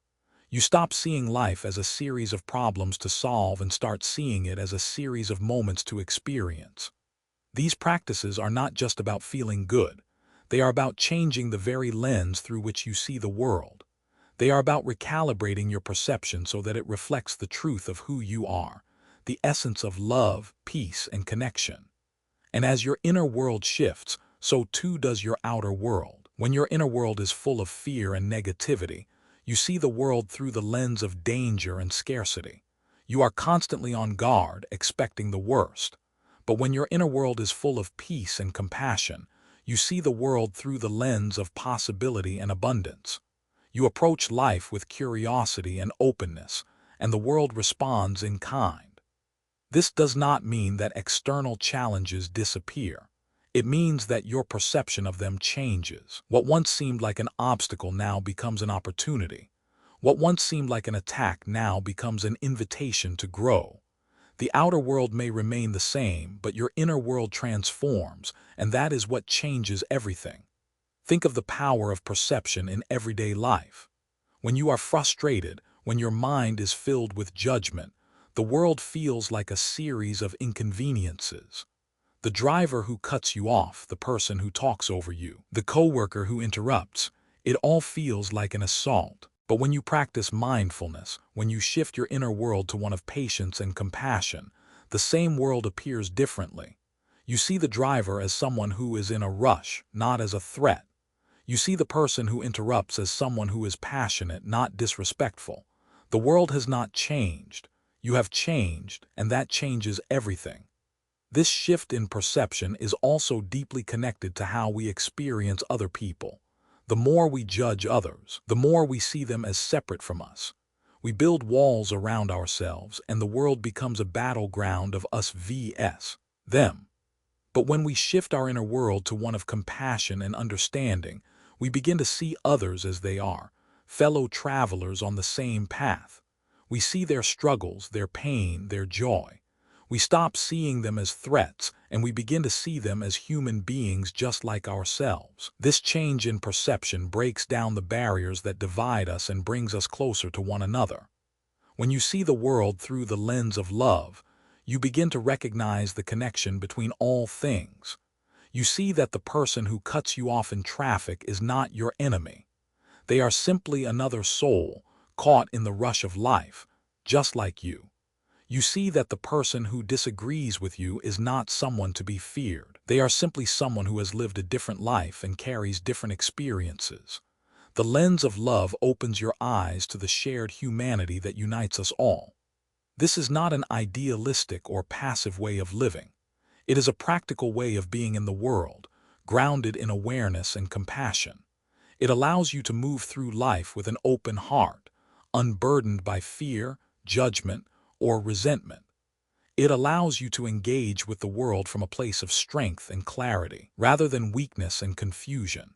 And it allows you to see the beauty and potential in every moment, every person, and every challenge. The world outside you is not as it appears. It is a reflection of the world within you. When your inner world is full of peace, love, and clarity, that is what you will see reflected in the world. And when you begin to change your inner world, the world outside begins to shift as well. The mirror does not lie, it reflects what is placed before it. Place love, compassion, and understanding before the mirror of your mind, and watch as the world transforms into a reflection of those qualities. Part 10. Stillness. In the chaos of life, we often think of victory as something loud. We imagine the roar of the crowd, the clash of swords, the moment of triumph when we overcome our enemies or achieve our goals. But the greatest victory, the one that eludes most, is not a loud victory at all. It is the victory of stillness. The ability to remain calm, centered, and peaceful, even in the midst of the storm. This is the true victory, the victory of the mind, the heart, and the soul. Stillness is not weakness. It is not inaction. It is not passivity. Stillness is a power so profound that it can face any challenge, weather any storm, and emerge unscathed. Stillness is the silent strength that allows you to be unaffected by the chaos of the world. It is the center of the hurricane, the eye that sees everything but remains untouched. In stillness, there is no fear, no anxiety, no agitation. There is only presence. And from that presence arises the greatest clarity. In the Buddha's final moments, when he lay on his deathbed surrounded by his disciples, he said, "Be a lamp unto yourselves, be a refuge unto yourselves. Do not look outside for refuge." These words are a call to find the ultimate victory within. Stillness is the refuge within. It is the place where no external force can touch you because you are grounded in your true nature. When you are still, you are rooted in peace, in wisdom, in love. You are untouched by the outer world, yet you engage with it fully. This is the paradox of stillness. It is both a retreat and an engagement. You retreat inward to find your center, and from that place of inner peace you engage with the world in a more powerful and effective way. The world often tells us that to succeed, we must hustle, strive, push, and fight. We are conditioned to believe that victory comes through action, through effort, through the force of will. But there is another path. The path of stillness is the path of letting go of effort, of surrendering to the present moment, of trusting that everything we need is already within us. In stillness, we stop fighting against ourselves. We stop struggling to be something we are not. We simply are. Stillness allows us to see the world clearly without the distortion of our desires, fears, or judgments. It is like cleaning the lens of a camera. It removes the smudges, the dirt, the distractions. With a clear lens, we can see the world in its true beauty. Stillness is the lens that allows us to see clearly, not just the world but ourselves. When we stop moving, when we stop striving, when we simply sit in the present moment, we begin to see who we truly are. We stop identifying with our thoughts, our stories, our identities, and we connect with the essence of who we are. We realize that we are not our past, our mistakes, our successes, or our failures. We are the stillness beneath it all. This stillness is not something that can be acquired through external means. It is already within you. It is your true nature. The mind is naturally still, just as the ocean is naturally calm beneath the surface. The waves of thoughts, emotions, and experiences may rise and fall, but beneath it all, there is an unshakable stillness. The practice is not to create stillness, but to uncover it, to return to it over and over again until it becomes your natural state. Modern life is filled with distractions. The constant noise of technology, the demands of work, the pressure to constantly achieve, it all pulls us away from our stillness. We live in a world that prizes busyness, that measures worth by productivity. But true productivity is not about doing more. It is about doing less but with more presence. True success is not about striving but about being. The greatest victory is not about what we achieve, but about who we become in the process. When we find our stillness, we are no longer slaves to the external world. We become the masters of our own lives. In the Bhagavad Gita, Lord Krishna says to Arjuna, "You have the right to perform your prescribed duties, but you are not entitled to the fruits of your actions." This is the essence of stillness, the understanding that we are not attached to the outcome. We act because it is our duty, our calling, our responsibility, but we do not grasp at the result. The result is not in our control. What is in our control is our response, our actions, and our presence in the moment. Stillness allows us to act without attachment to the result. In practice, this means letting go of the need to control everything. It means accepting that some things are beyond our influence and trusting that the universe will unfold as it should. It means surrendering to the flow of life rather than fighting against it. And it means finding peace in knowing that whatever happens, you are whole. You are enough. You are already complete. Stillness is also the key to true freedom. We often think that freedom means having no limitations, being able to do whatever we want. But true freedom is not the absence of limitations. It is the ability to remain calm, grounded, and clear, no matter what circumstances arise. In stillness, we are free from the grip of our desires, our fears, and our attachments. We are free to be ourselves fully in every moment. And in that freedom, we can live with authenticity, integrity, and peace. The practice of stillness begins with mindfulness. Mindfulness is the ability to be fully present in the moment without judgment. It is the art of paying attention to what is happening right now, without the interference of thoughts, distractions, or judgments. When you are mindful, you are not lost in the past or the future. You are simply here, fully alive in the present moment.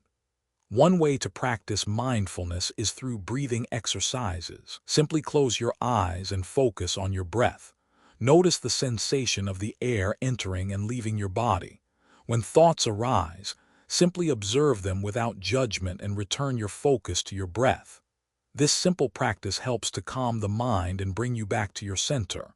Over time, you will find that you are able to maintain stillness even in the midst of chaos. Another powerful practice is meditation. In meditation, you sit quietly and observe the thoughts that arise in your mind. You do not judge them, nor do you try to control them. You simply notice them, allow them to pass, and return to your breath. With practice, meditation helps to cultivate the inner stillness that allows you to face the world with calm, clarity, and compassion. Stillness also reveals your true self. In the stillness, you are not your thoughts, your emotions, your stories. You are the awareness that observes them. When you sit in stillness, you begin to see that you are not the roles you play, the identities you wear, or the experiences you've had. You are the presence beneath it all. This recognition is the key to liberation. You are free from the need to prove yourself, to fight for your worth, to chase external validation. You are enough just as you are. As you deepen your practice of stillness, you begin to feel a profound sense of peace. This peace is not a fleeting feeling. It is a deep, unshakable state of being. It is the peace of knowing that you are connected to something greater than yourself, something eternal, something beyond the fluctuations of the mind. This peace is your true nature, your home. When you live from this place of stillness, you see the world through different eyes. You are no longer reactive, no longer controlled by fear or desire. You respond to life with clarity and compassion. You act from a place of wisdom, not impulsiveness. You are at peace no matter what happens, and that peace radiates outward, touching everyone around you. This is the final victory, not a victory over others, but a victory over the illusions that bind you. The victory of stillness, of being fully present in the moment, of knowing who you are beyond the thoughts, emotions, and stories that once defined you. This is the ultimate freedom, the freedom to live with grace, peace, and love, no matter what life brings. Stillness is not the absence of activity. It is the presence of awareness. It is not the absence of emotion. It is the presence of compassion. It is not the absence of challenges. It is the presence of clarity. In stillness, you are more fully alive than ever before, for you are not controlled by the distractions of the world. You are rooted in your true self. And so, in the end, stillness is the final victory. It is the victory of being present, of being awake, of being free. It is the victory of peace. And it is the victory that can never be taken from you. It is the victory that lies within always. Over the course of this journey, we've explored some of the deepest and most profound teachings, ideas, and practices for transforming the inner landscape of the mind. Each section has uncovered a piece of the puzzle, offering insights that connect directly to our experiences and challenges in the modern world.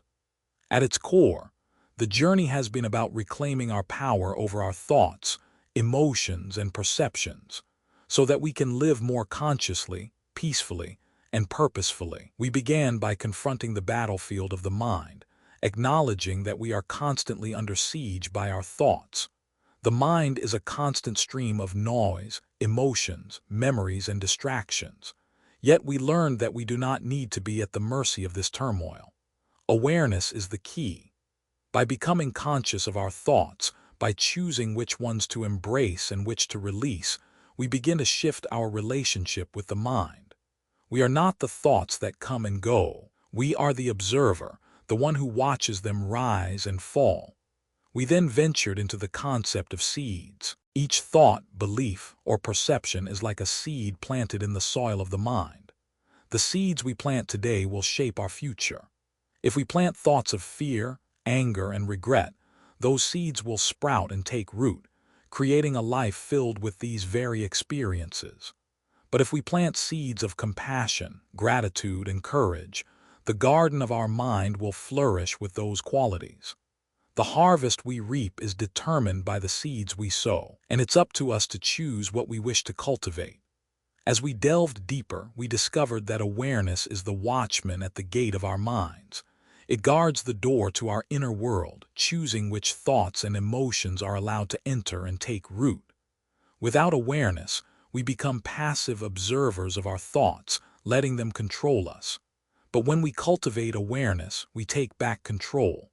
We recognize that we are not our thoughts, and we can choose which thoughts we align with.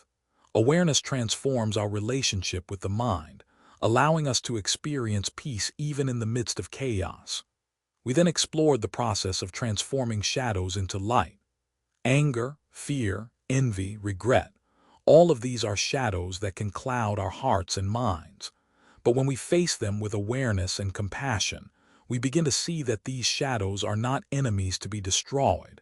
They are opportunities for growth. Beneath every shadow lies a lesson, a gift. Anger can become compassion, fear can become courage, and regret can become wisdom.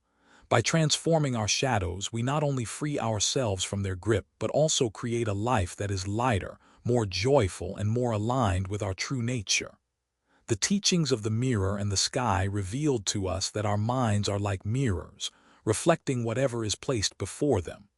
Thoughts, emotions, and experiences are reflected in the mirror of the mind, but they do not define us.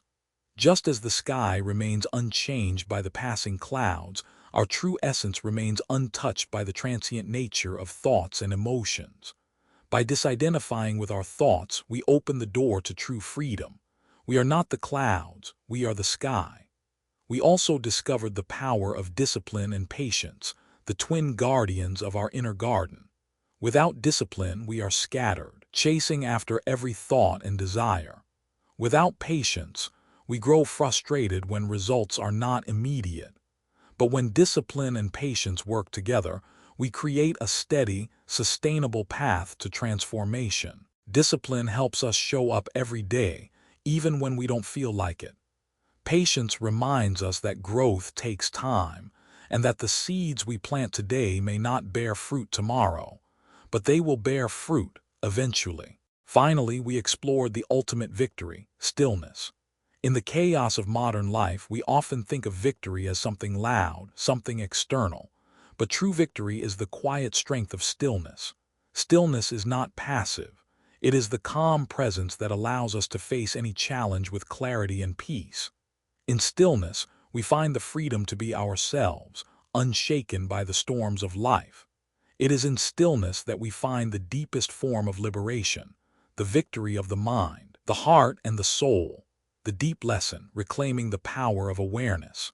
Throughout this journey, the most powerful lesson is this: you are not your thoughts, you are the awareness behind them. In every moment, you have the power to choose which thoughts to embrace and which to release. You are not a passive participant in the chaos of your mind. You are the observer, the one who can see thoughts without being consumed by them. This is the key to inner freedom. In our modern world, it's easy to get caught up in the whirlwind of thoughts, emotions, and distractions. We live in a culture that encourages us to chase after external success, to be constantly busy, to prove our worth through achievements. But true peace does not come from external accomplishments. It comes from cultivating stillness within. It comes from recognizing that you are not defined by your thoughts, your past, or your circumstances. You are the awareness that watches it all, and in that awareness, you find the greatest freedom. This lesson is not about escaping reality, it's about fully embracing it. It's about engaging with life in a way that is rooted in peace, clarity, and compassion. When you learn to see your thoughts as passing clouds, you free yourself from their control. You can respond to life from a place of presence and wisdom rather than reactivity. You can experience the world without being swept away by it. How to apply this lesson to your life? So how can you apply this lesson to your daily life? Start by practicing awareness. Begin with small moments. When you wake up in the morning, take a moment to simply breathe, to be present, and to notice your thoughts. When you feel a wave of emotion rise, whether it's anger, fear, or joy, pause and ask yourself, am I this emotion, or am I the one who is aware of it? Practice disidentifying with your thoughts. When a negative thought arises, remind yourself, this is just a thought, not my truth. When a judgment arises, say to yourself, this is just a thought, not the reality.